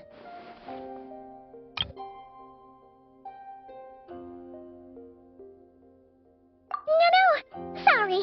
Paimon totally misspoke just now. She didn't say that at all. It was, a Paimon lookalike.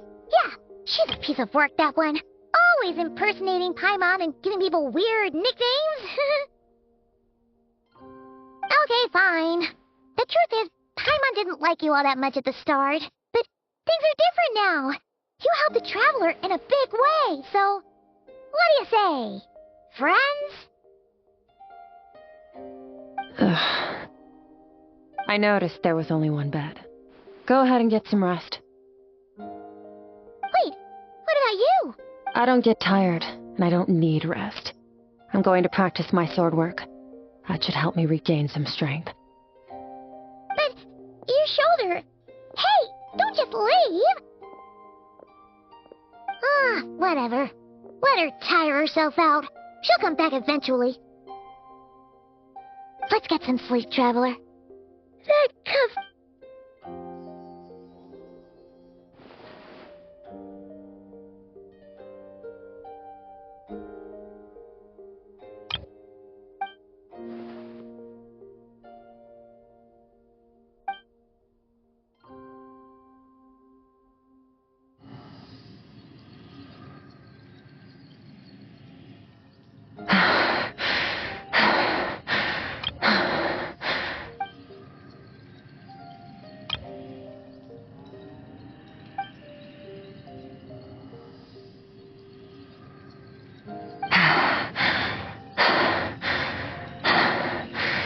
Quiet.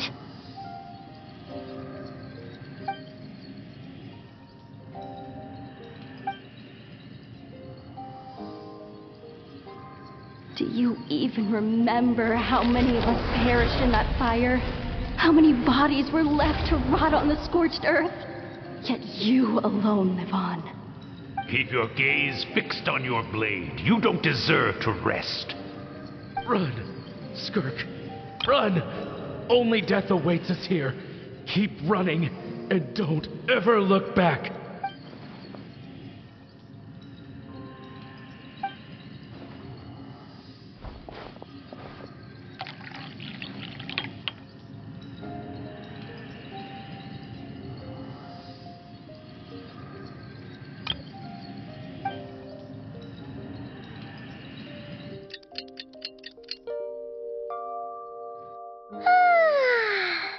Getting an early night's sleep is the best. Wait, Skirk? Have you been sitting out here the whole night? The bed's all yours if you want it.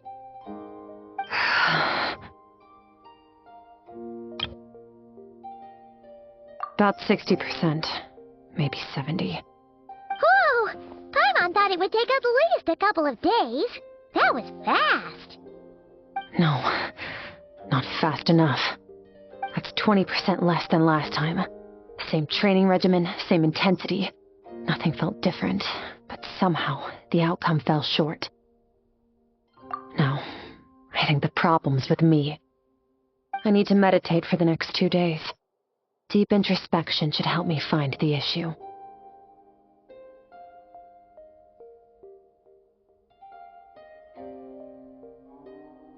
Ooh, sounds intense. We'll watch over you in the meantime, then. Thanks. See you in 2 days.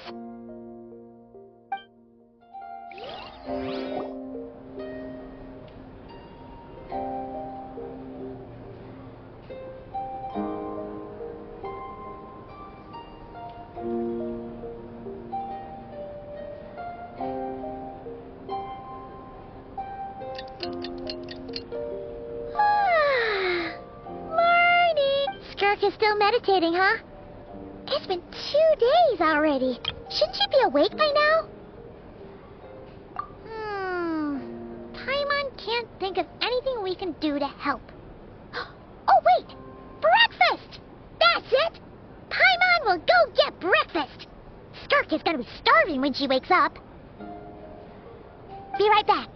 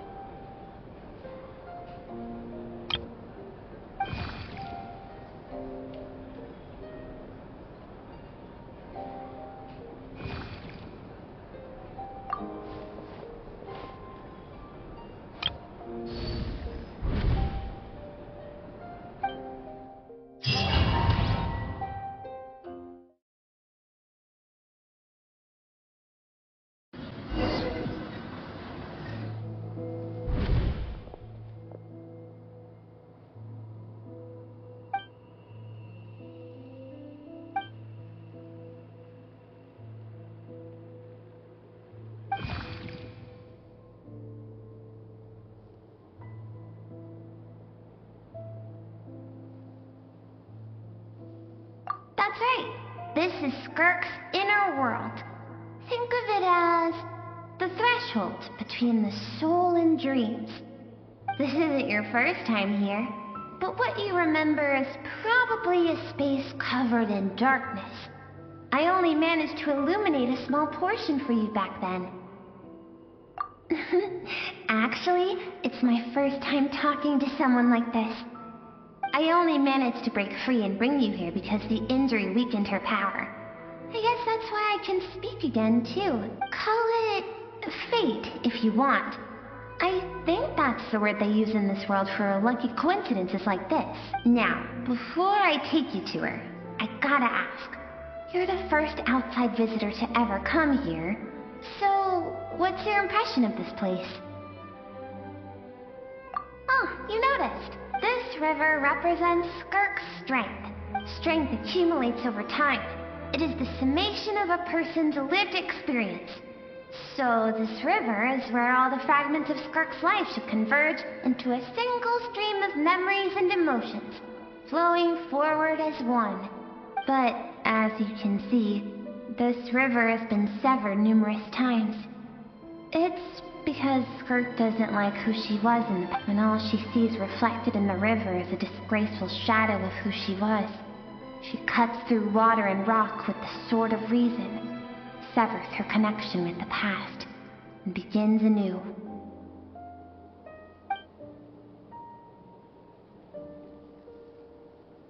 You must learn to shut out all the pointless emotion. Crush the self that makes you weak, and become master over your physical form. This isn't my first taste of failure or losing power. When you fall, you get back up again and become stronger. That's how it is.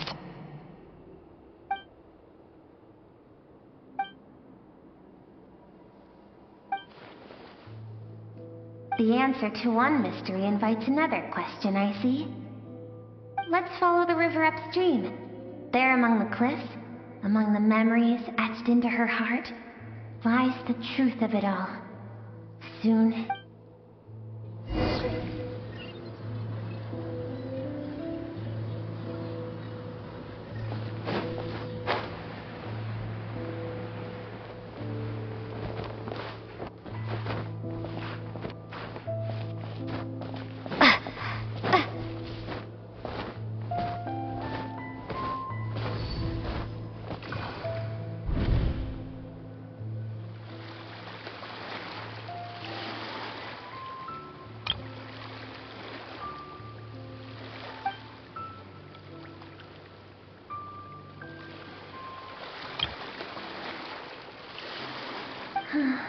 I've always thought that, even when falling leaves don't come from the same tree, they can still form bonds of kinship when they meet. Like meteors, you both made a journey through the stars. Both travelers who have landed on a planet that is not your home. Yet, when she first noticed your presence, although she hesitated for a moment, she still chose to walk away, indifferent as ever.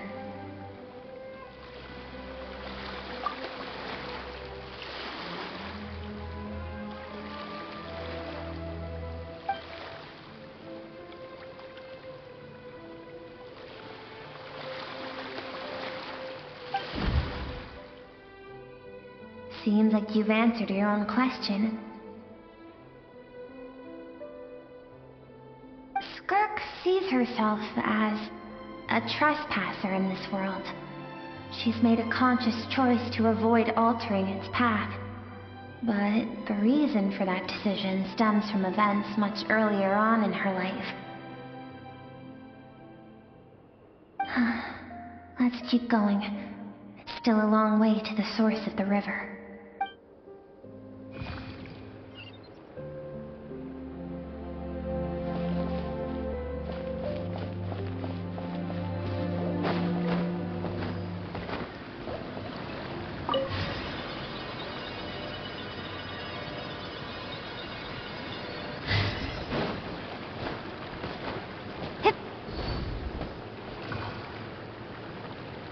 You now have what it takes to wield immense power.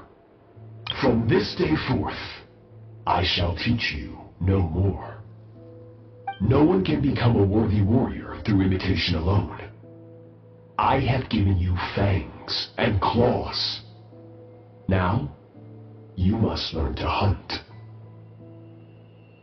You wish me to travel the world beyond on my own, Master? Indeed. Make new friends. Embark on your own journey. And piece together a new future from the shattered remnants of your past. We will still have contact through the abyss. But know this.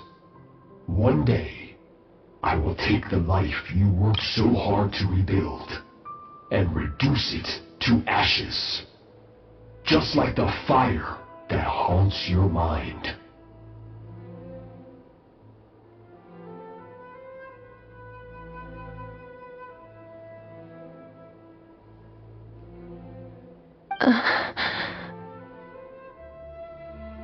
Why would you do that? I have told you before, fear is the catalyst for human evolution. You have tasted loss. You have known fear, so deep it can be felt in the bones. But as living beings, we all have an instinct to detach from that which harms us. And thus pain dampens over time, and the acrid taste of fear becomes but a distant memory. Yet now, I have bestowed upon you the gift of fear eternal. It will drown you in the nightmare of your childhood, or it shall drive you to defeat me, whatever the cost.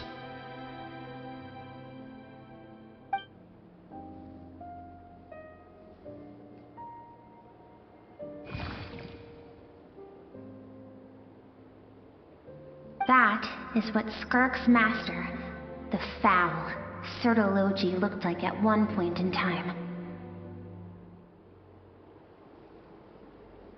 Of course, as a higher being, physical form is a triviality to him. He could appear as a beast, a human, or even a monster that defies description. The form you see him in here, clad in abyssal armor, is the one he usually wears when traveling through the stars.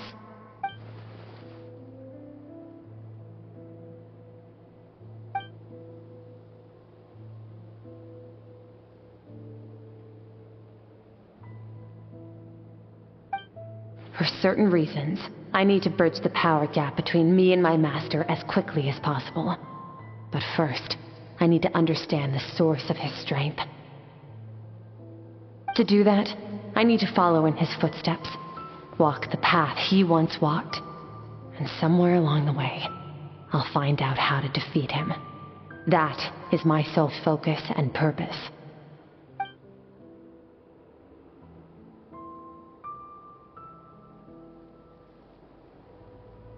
I'll let you in on a little secret. The real Sertologi is terrifying. The scope of his power is impossible to understand until you experience it firsthand. It is absolute, the power to crush all things. Shall we keep going? Let's see. We're about halfway there.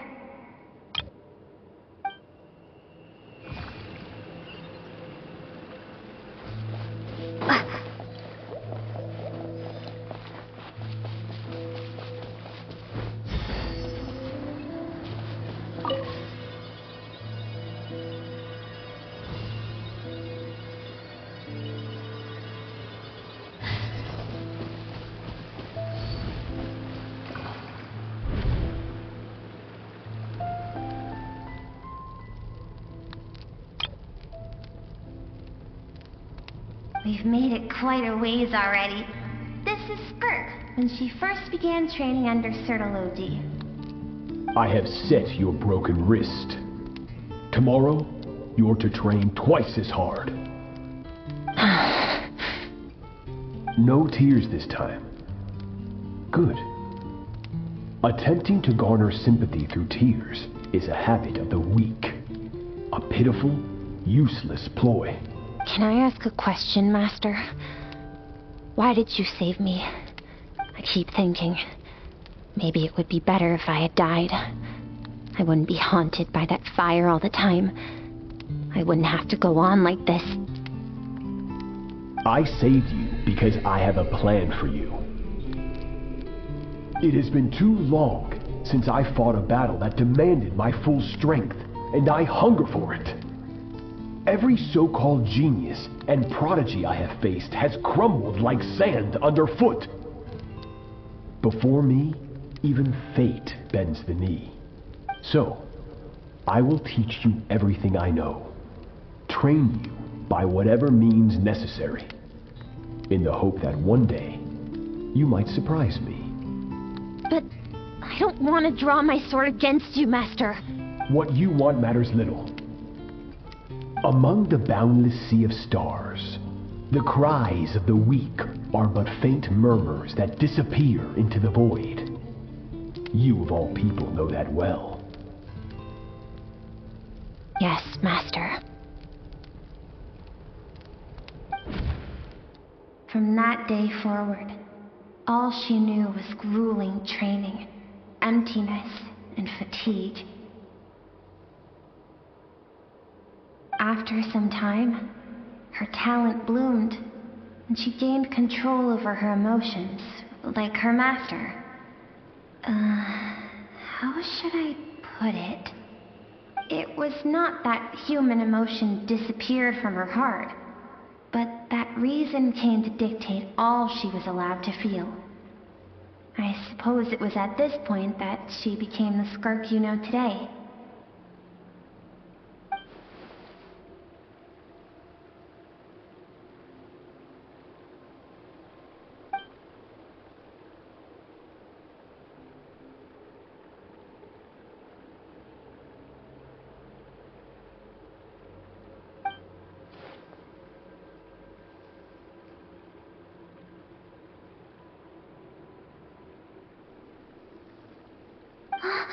We're nearly there. I almost don't want to reach the end. Well, shall we? This is the...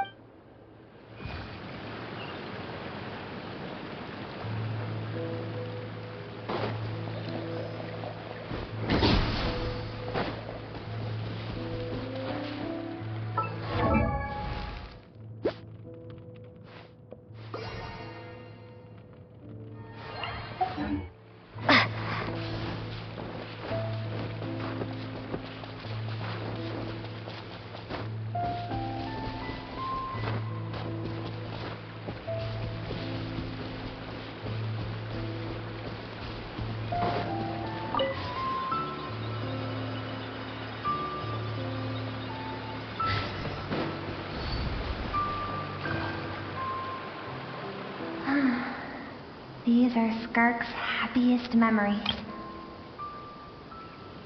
What a simple and carefree time it was. Wisps of clouds dotted the sky.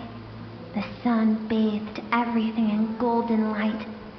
And when song filled the air, not even the shyest of flowers could resist swaying along. This is Skirk's homeland. She was so curious about everything as a child, always skipping school to go exploring instead. There was so much to discover. The treasures at the bottom of the sea, the secrets beyond the stars, and that merchant ship packed with adults wearing those strange clothes. Yes, the ship. That was the beginning of the end.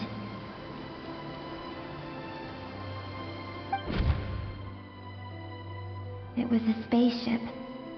When it arrived, the people that disembarked wore smiles on their faces and spoke of friendship. They claimed to be merchants from a neighboring planet, looking to establish trade. Skirk's parents, her relatives, her neighbors, everyone welcomed the newcomers with open arms and allowed them to explore the planet. To them, the visitors were guests and should be treated with hospitality. No one had any idea of what was to come. Several months later, an army of unknown origin arrived without warning and carried out a ruthless campaign to destroy everything and everyone on the planet. Skirk had skipped school that day, like so many times before, so she was not caught in the immediate wave of destruction. But when she came home that day, only fire and ruin awaited her. Countless people cried out to her for help. People she knew and loved.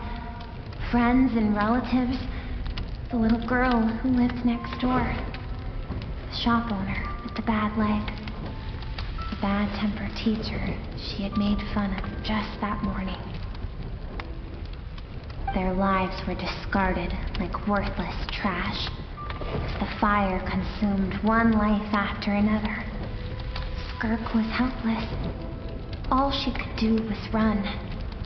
And so she did. She kept running until an unexpected figure crossed her path. If Sertology hadn't been there in that moment, the fire would have claimed her life too.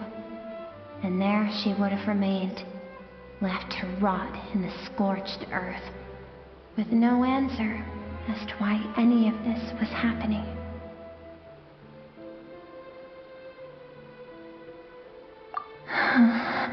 Because she and her people were seen as a threat. As the initial merchant ship explored the planet, they discovered that it hadn't always had the condition to support life.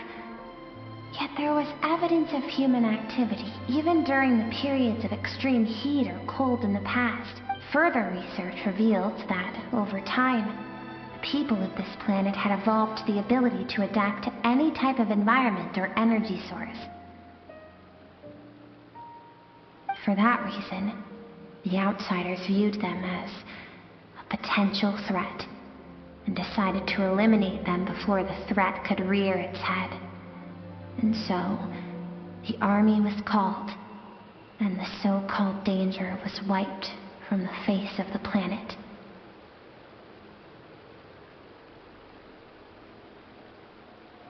Senseless, isn't it? Deemed a threat because of a gift they didn't even know they had. Perhaps it was their own innocence and kindness that doomed them. But in the end, that was lost to the blaze as well. If those with power get to decide good and evil, then all you can trust in is the sword in your hand. And so, before death could claim her, she ran. She ran and never stopped.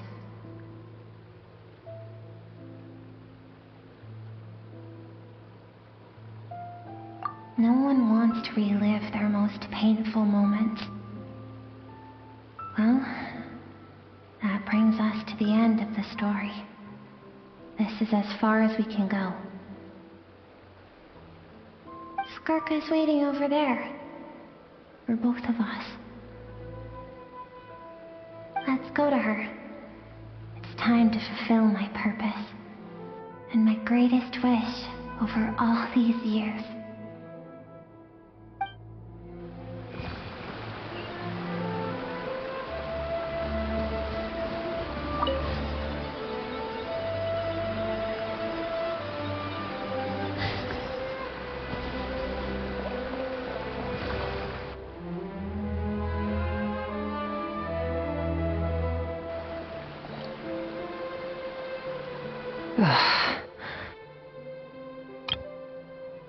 So all this, just so you could bring her here?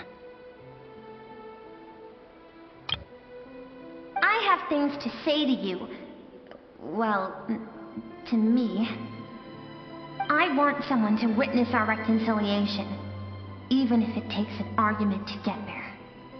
And she is the best choice in this moment. Her suppressed emotional self. The version of herself she keeps locked in the recesses of her mind, stifled by reason. All those rejected impulses, those discarded aspects of your past selves, they are a part of me now. I am who you used to be. Someone you have refused to face for too long. So, I came to face you instead. You're wrong. I've faced you all along. And that's exactly why I keep you locked here. Your existence makes me weak.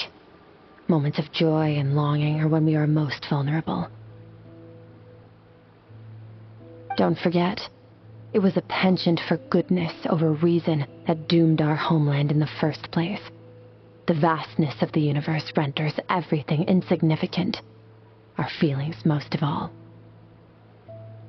Even so, learning from the mistakes of the past doesn't have to mean erasing everything. Strip yourself of your so-called weaknesses, emotions like kindness and empathy, and what makes you any different from the ruthless soldiers who slaughtered our people? The difference is that I'm doing what is right, what is necessary. I allow you to exist, but with limited freedom. That is the greatest kindness I can offer. I have shouldered everything you couldn't carry. I rose above the numbness and emptiness, and it was cold, unfeeling reason that brought me this far. It made me who I am. It made me strong. That is the problem. I want to shoulder those things together on the grand scale of the entire universe. Maybe our feelings are vanishingly small, but why should that mean they don't matter? Emotion gives warmth to the cold expanse of space. It gives meaning to the world around us. Think back to those nights of gazing at the stars, those afternoons of exploring the unknown. Think back and let them grant you peace. A brief respite from the pressure you put on yourself.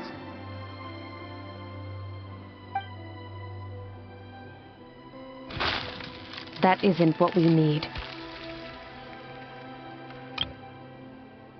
Exactly what we need. Aren't you curious about why recovering your strength has taken longer than normal this time? Finally, you get to the important part. That is the only answer I came here to find. Then look around. Look at your inner world. You cast aside your dreams and curiosity, and in doing so, you lost your original motivation. You severed all connection to who you used to be, so you can no longer draw strength from your past. Now, the only things driving you forward are fear and survivor's guilt. But these cannot take you far enough. And so... And you think that means I should seek help from a weak little thing like you?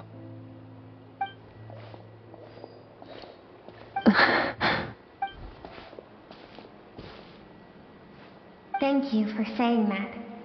I knew bringing you here would be the right choice. To be honest, I'm not here to argue with you. This isn't about who's right or wrong. And in fact, I agree that in order to make it through the wake of that tragedy, we had to distance ourselves from the pain through reason over emotion. But what is right at one point in time isn't always right forever. I know you will never forget that fire. I know the fact that you were the sole survivor fills you with guilt. And I know that among the voices that haunt you, mine is there too. Because deep down, you know that you didn't turn out to be the person you wanted to be. All those unfulfilled hopes are like knives to the heart. And I don't want you to hurt anymore. So even if you can't accept me, I hope, at least, that you can let go. I keep thinking, maybe it would be better if I had died. I wouldn't be haunted by that fire all the time. I wouldn't have to go on like this.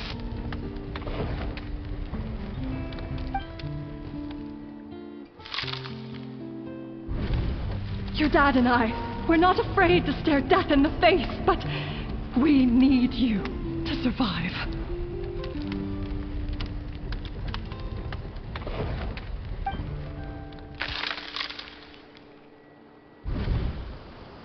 I'm sick of being a kid. There's so many amazing things out there. And I'm ready to see them all.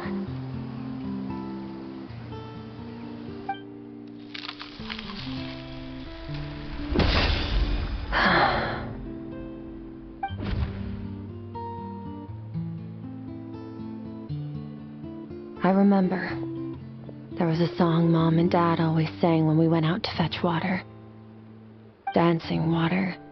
The sand along your path is begging for your song and movement. Will you carry this burden with you on your journey? I am not the dancing water, and you are not the burdensome sand. But if this is your wish, then I will carry you with me until the end.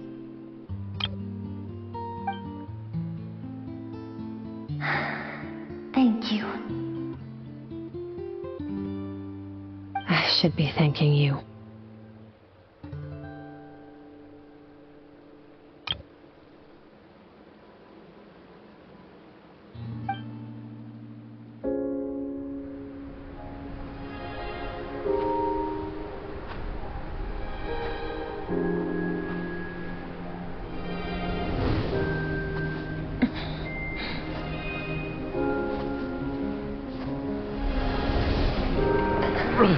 Skirk, run! Remember, leave no one alive!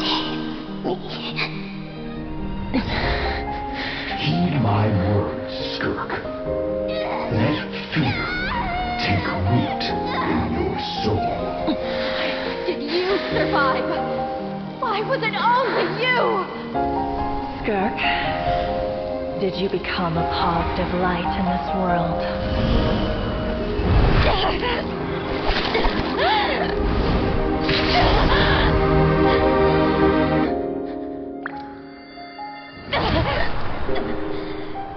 Hey, this doesn't have to be the end.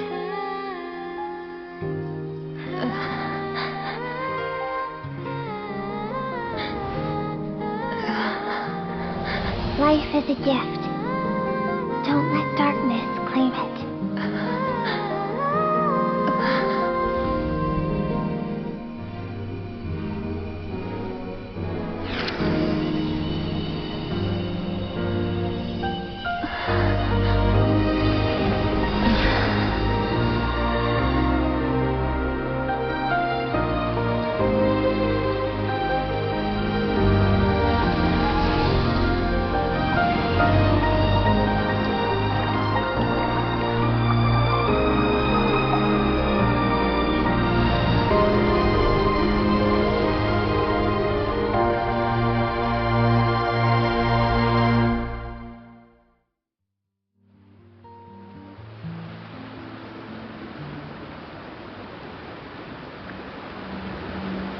So, you saw my memories then. I once asked my master if survival of the strongest was the law of the universe. He said no, but in a world without order, those with no moral boundaries tend to be the ones who survive.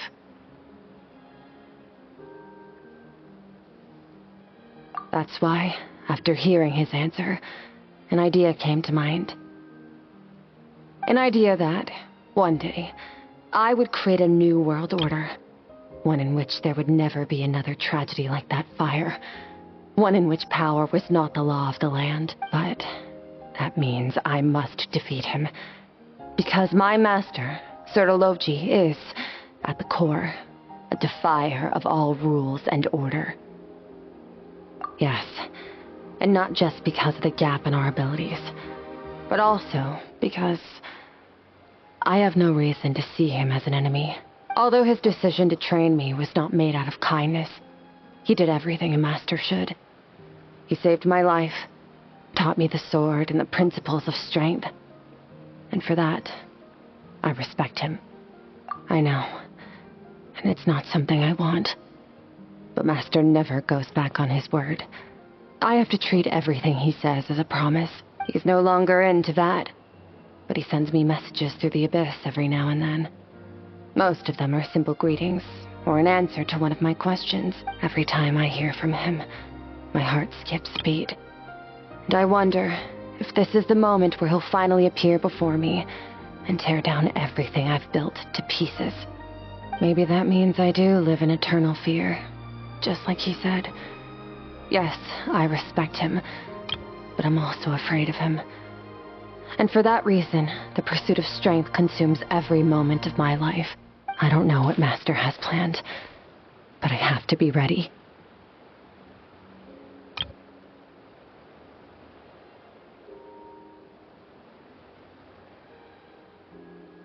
Help me? Why? This isn't your fight.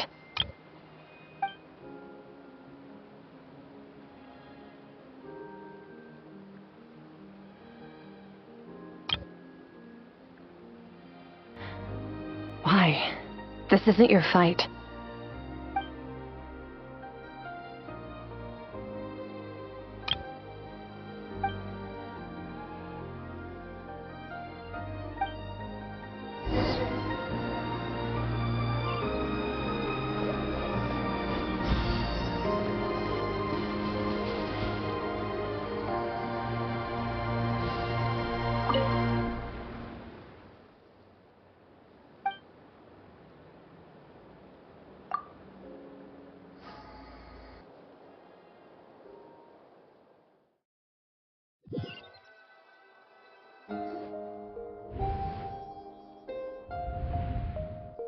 Oh, you're finally awake! Honestly, Paimon was gone for like 2 seconds and then she comes back and finds you both unconscious? Oh, you scared Paimon half to death! You're both okay, right? What does it look like?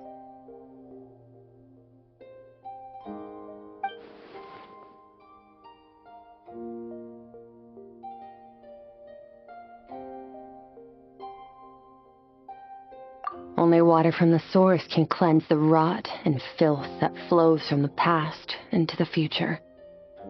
I taught you to incorporate the experiences from your journey into how you fight. I suppose what happened today will become an inseparable part of who I am.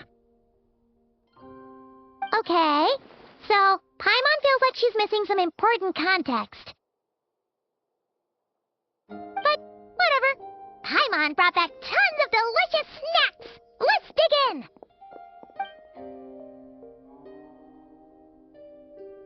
Alright, it's about time we finished what we started. We're gonna deal with this thief for good, right? This time, I'm not going to tell you to hold back. But having digested even more power in the meantime, he's going to be tougher than before. The good news is, we have no reason to pull our punches this time. So, let's go. Same place as last time.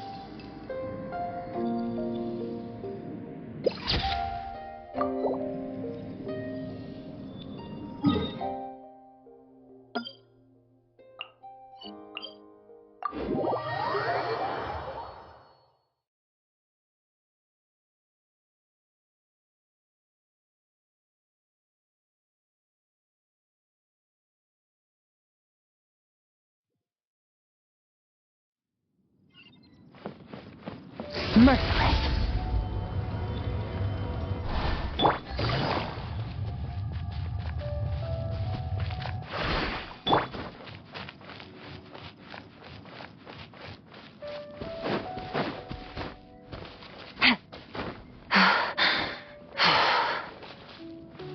Merciless.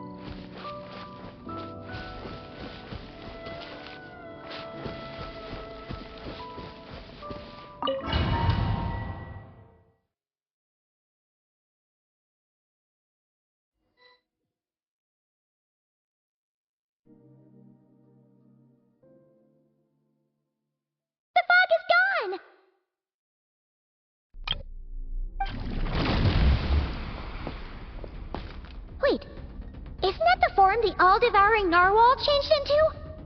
How come he knows that, too?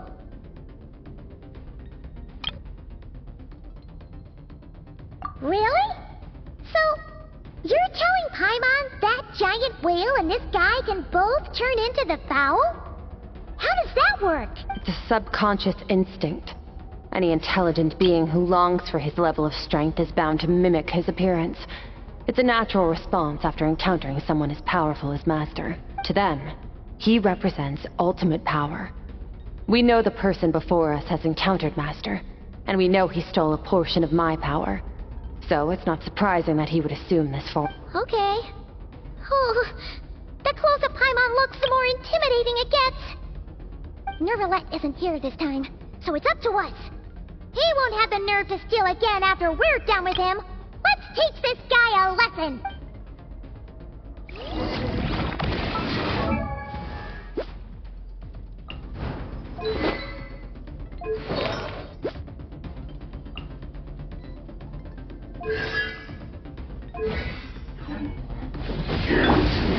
Wipe out! Go! Extinguish! Mine to wield.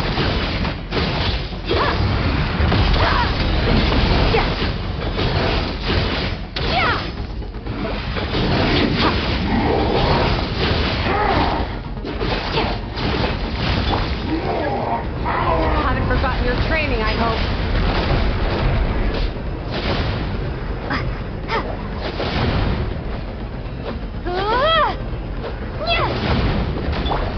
Annihilate. Go!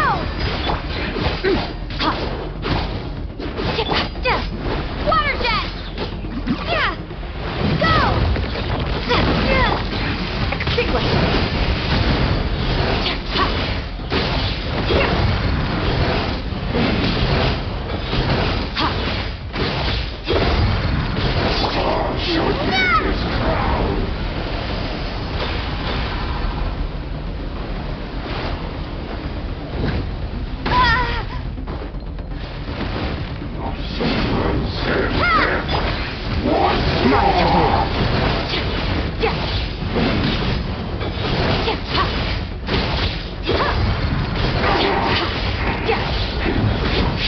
Beyond this world.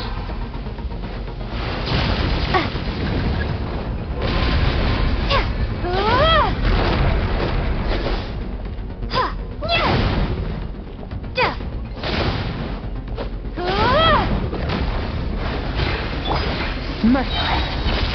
Into the void.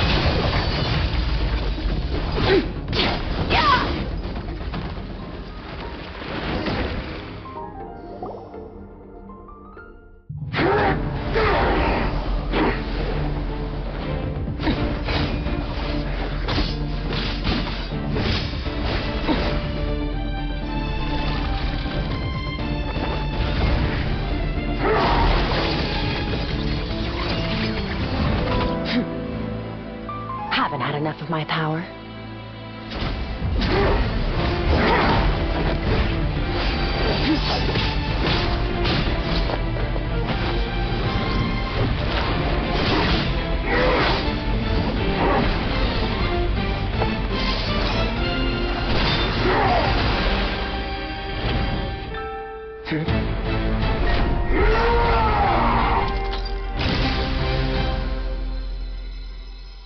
Well then, let's see how much more of this power you can handle.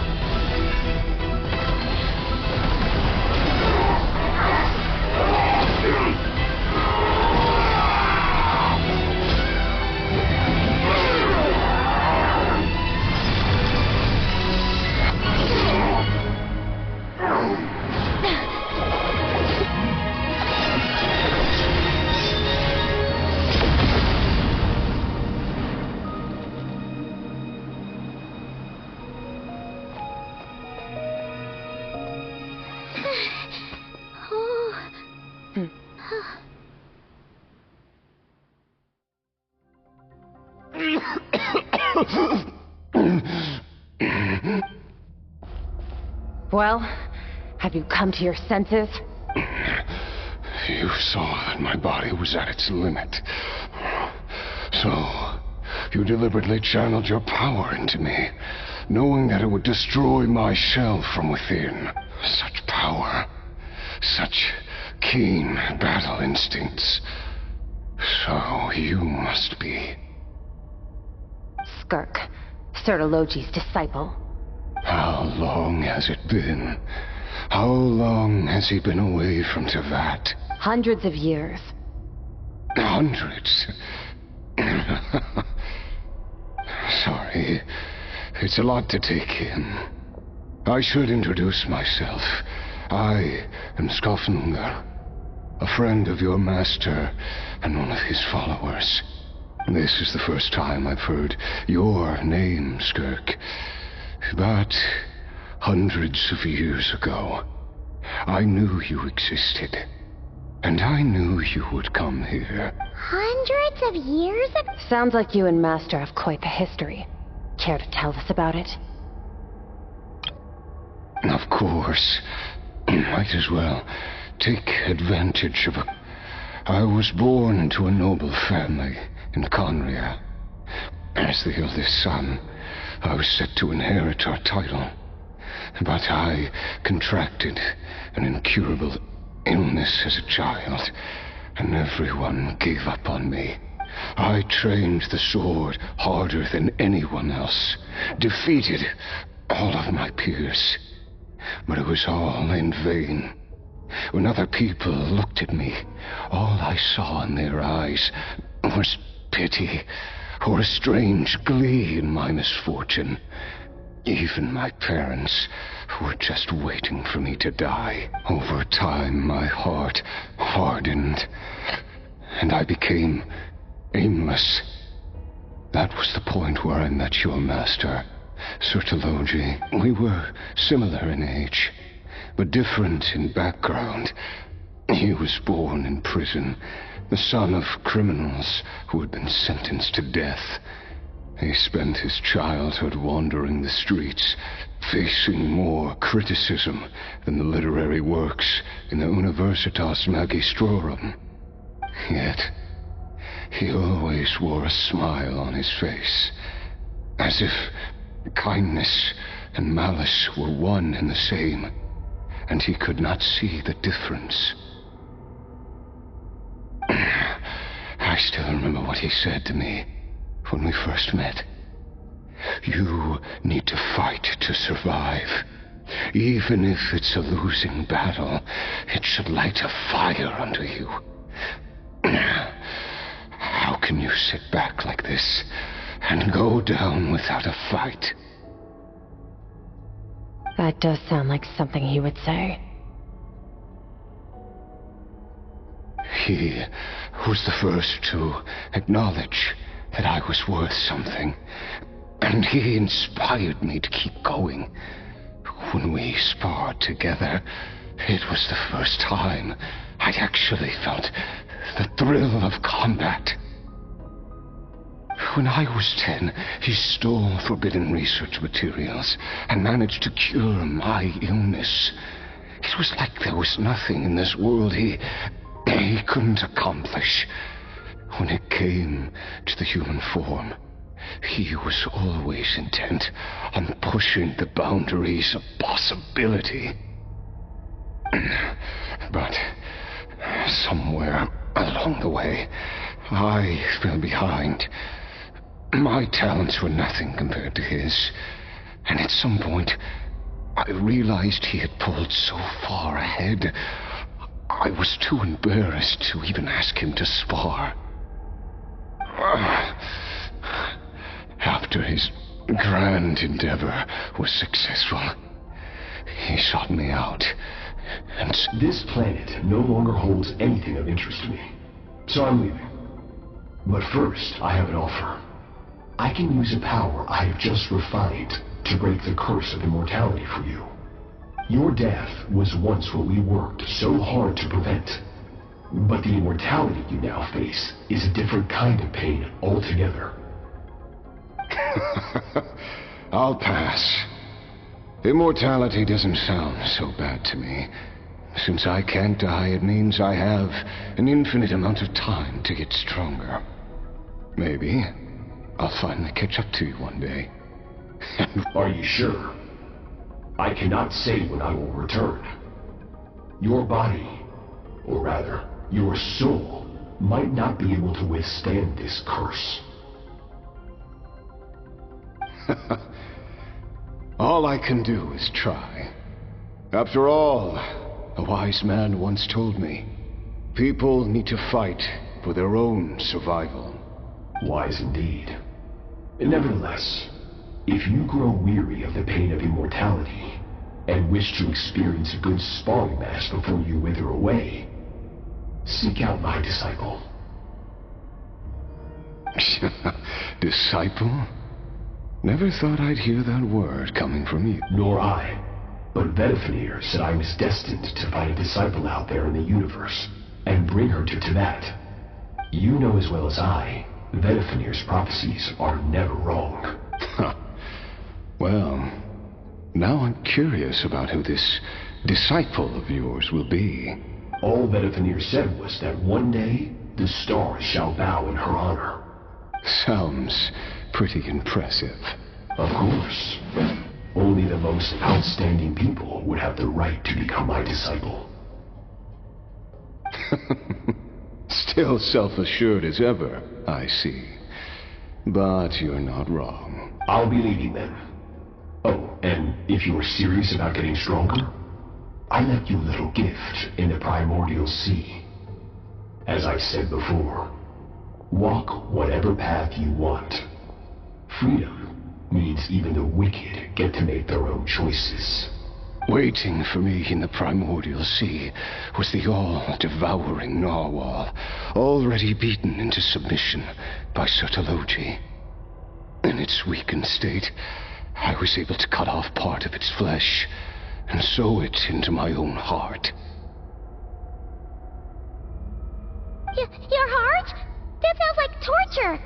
How did you even survive that? Because, of course, I bear the curse of immortality. So, you used the curse to turn yourself into a vessel for power. Even with that whale's ability, devouring power like that is not something the human body can withstand. With your body and soul constantly at the breaking point, it was the curse of immortality that sustained you. But that is not the path to strength. You have to pour your heart into it, work for it, dream of it. Instead, you stole something that didn't belong to you, and it backfired. You're right. I should have known better, but I had already pushed myself to my limits, and he was still miles ahead of me. So I had to take a leap of faith. I miss your master. I miss the days when we were all together, troublemakers without a home. I don't regret the choice I made. But if you'll allow it, I do want to apologize. To both of you. After the beating we just gave you, I think we can call it even. You're an interesting one as well. Sertologi's disciple. That's lot to live up to. It can't have been an easy experience. I know what he's like. He rules with an iron fist, using despair and fear to force you to catch up to him, all the while standing ever out of reach. We're like mountain climbers in the dark, never knowing how much higher we have to climb, or when we will see the sun again.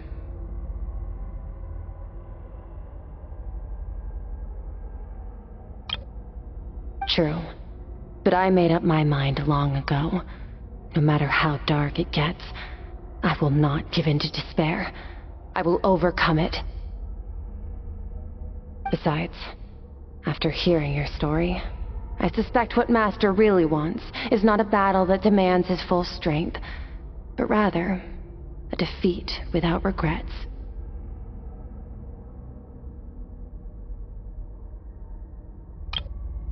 Oh? Since you're his friend, you must have some things in common. First time we came here, when you stabbed me through the fog and stole my power, I felt no emotion coming from that spike. But when you had to devote all your strength fighting me just now, I could feel joy and passion emanating from your blade. It was the joy of a researcher discovering the truth of the world, the joy of an artist uncovering a temple of wonders. Interesting. I'm certain I didn't express those emotions outright, yet you were able to read them from my blade, like a glimpse into my inner world. You're right. That battle brought me an unbridled sense of joy, and my defeat brings me no regret whatsoever. Exactly. I think Master also craves a battle like that.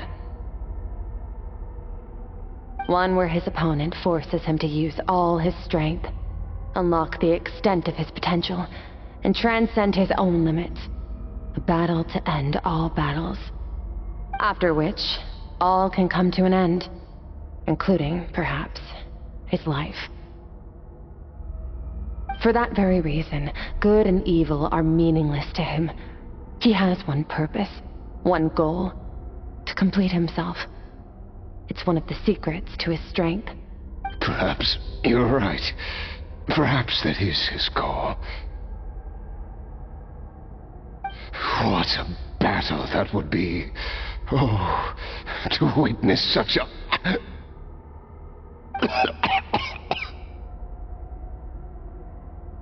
Are you okay?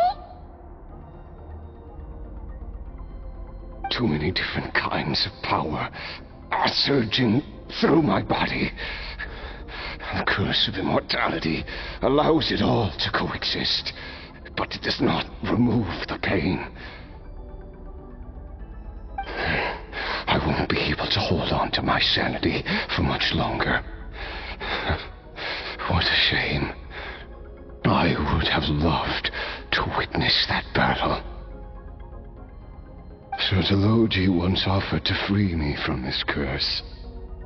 Now, I must ask that of you, Skirk. Can you release me from the pain? I can, but not through death, if that's what you are hoping for. It's not a suitable punishment for your crime. As an alternative, I can take your consciousness, along with all the power you've consumed, and smash it to pieces. The impurities will dissipate, and under the curse of immortality, your mind and body will regenerate. When that process is complete, you will be back to who you were before, no longer tortured by powers you can't control, but it will be a time-consuming and painful process. The decision is yours to make. I accept. And who knows?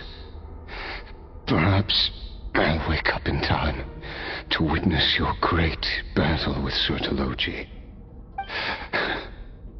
I have faith that you'll be able to stand against him one day. Though I know It'll be a long and arduous road. If we are climbers in the dark, it appears the dawn has finally broken for me. But your ascent continues. At least, it looks like you are not alone on your journey. I will reach the top of this mountain, no matter what it takes. And you, Skofnunger, will be my witness at the end of all things. That's finally over. Let's get out of here. Huh! At least we don't have to make a mad dash for the exit like last time.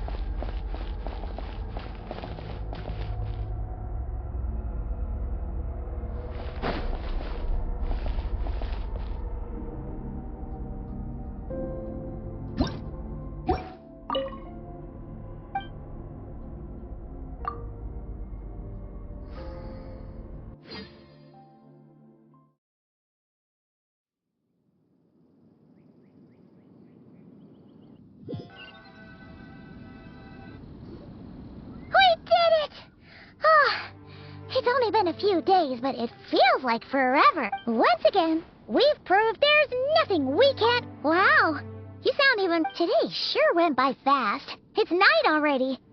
Oh wait, that reminds Paimon. The stars you mentioned, the ones that died out, are they back now? Yes. The power Skofnunger stole has been returned. So, the stars have regained their light. Great! Huh. It's crazy that you even noticed their light was gone. There are so many stars in the sky. If a few disappeared, Paimon definitely wouldn't be able to tell. I suppose it's because I have gazed upon this sky for centuries. The false stars, hanging in the meticulously planned sky, glittering with rotten light. It's not real. And yet, it is for that very reason that I can look upon it and enjoy the momentary peace it brings. Even the most beautiful of bubbles has to burst. We will return to the real universe one day, whether of our own volition or not. Time marches ever forward. Even the innocent and naive will taste life's bitterness. Yet through hardship, we grow until we learn to seize the sands of time for ourselves. Though we gaze upon a false sky, its vastness and majesty is palpable. One can only wonder, what is it going to take for kindness to reign supreme in the Ugh, this is all going over Paimon's head.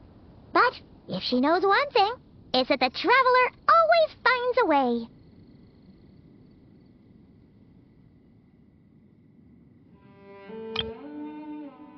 Ever since we met, she has filled Paimon's days with happiness. No matter how tough things get, she always finds a way to make it better. If it's too big a job for one person, then they'll do it with two. And if two's still not enough, then three. We've met so many amazing friends and accomplished so many amazing things.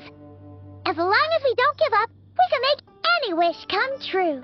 I suppose when it comes to you, anything is possible.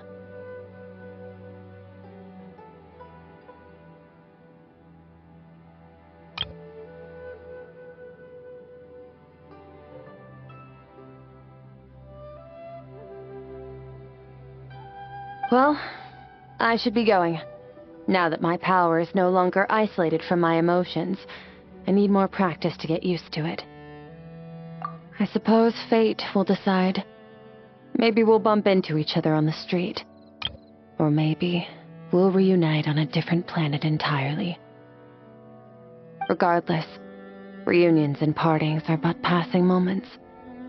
More than anything, I hope that, at the end of this journey, wherever it takes us, we stand in a world reborn.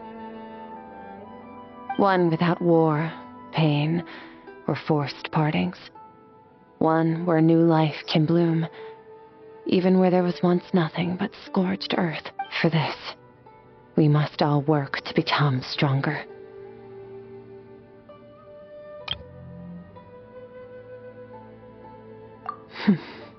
If that's what you want to call me, I won't object. Goodbye. Bye!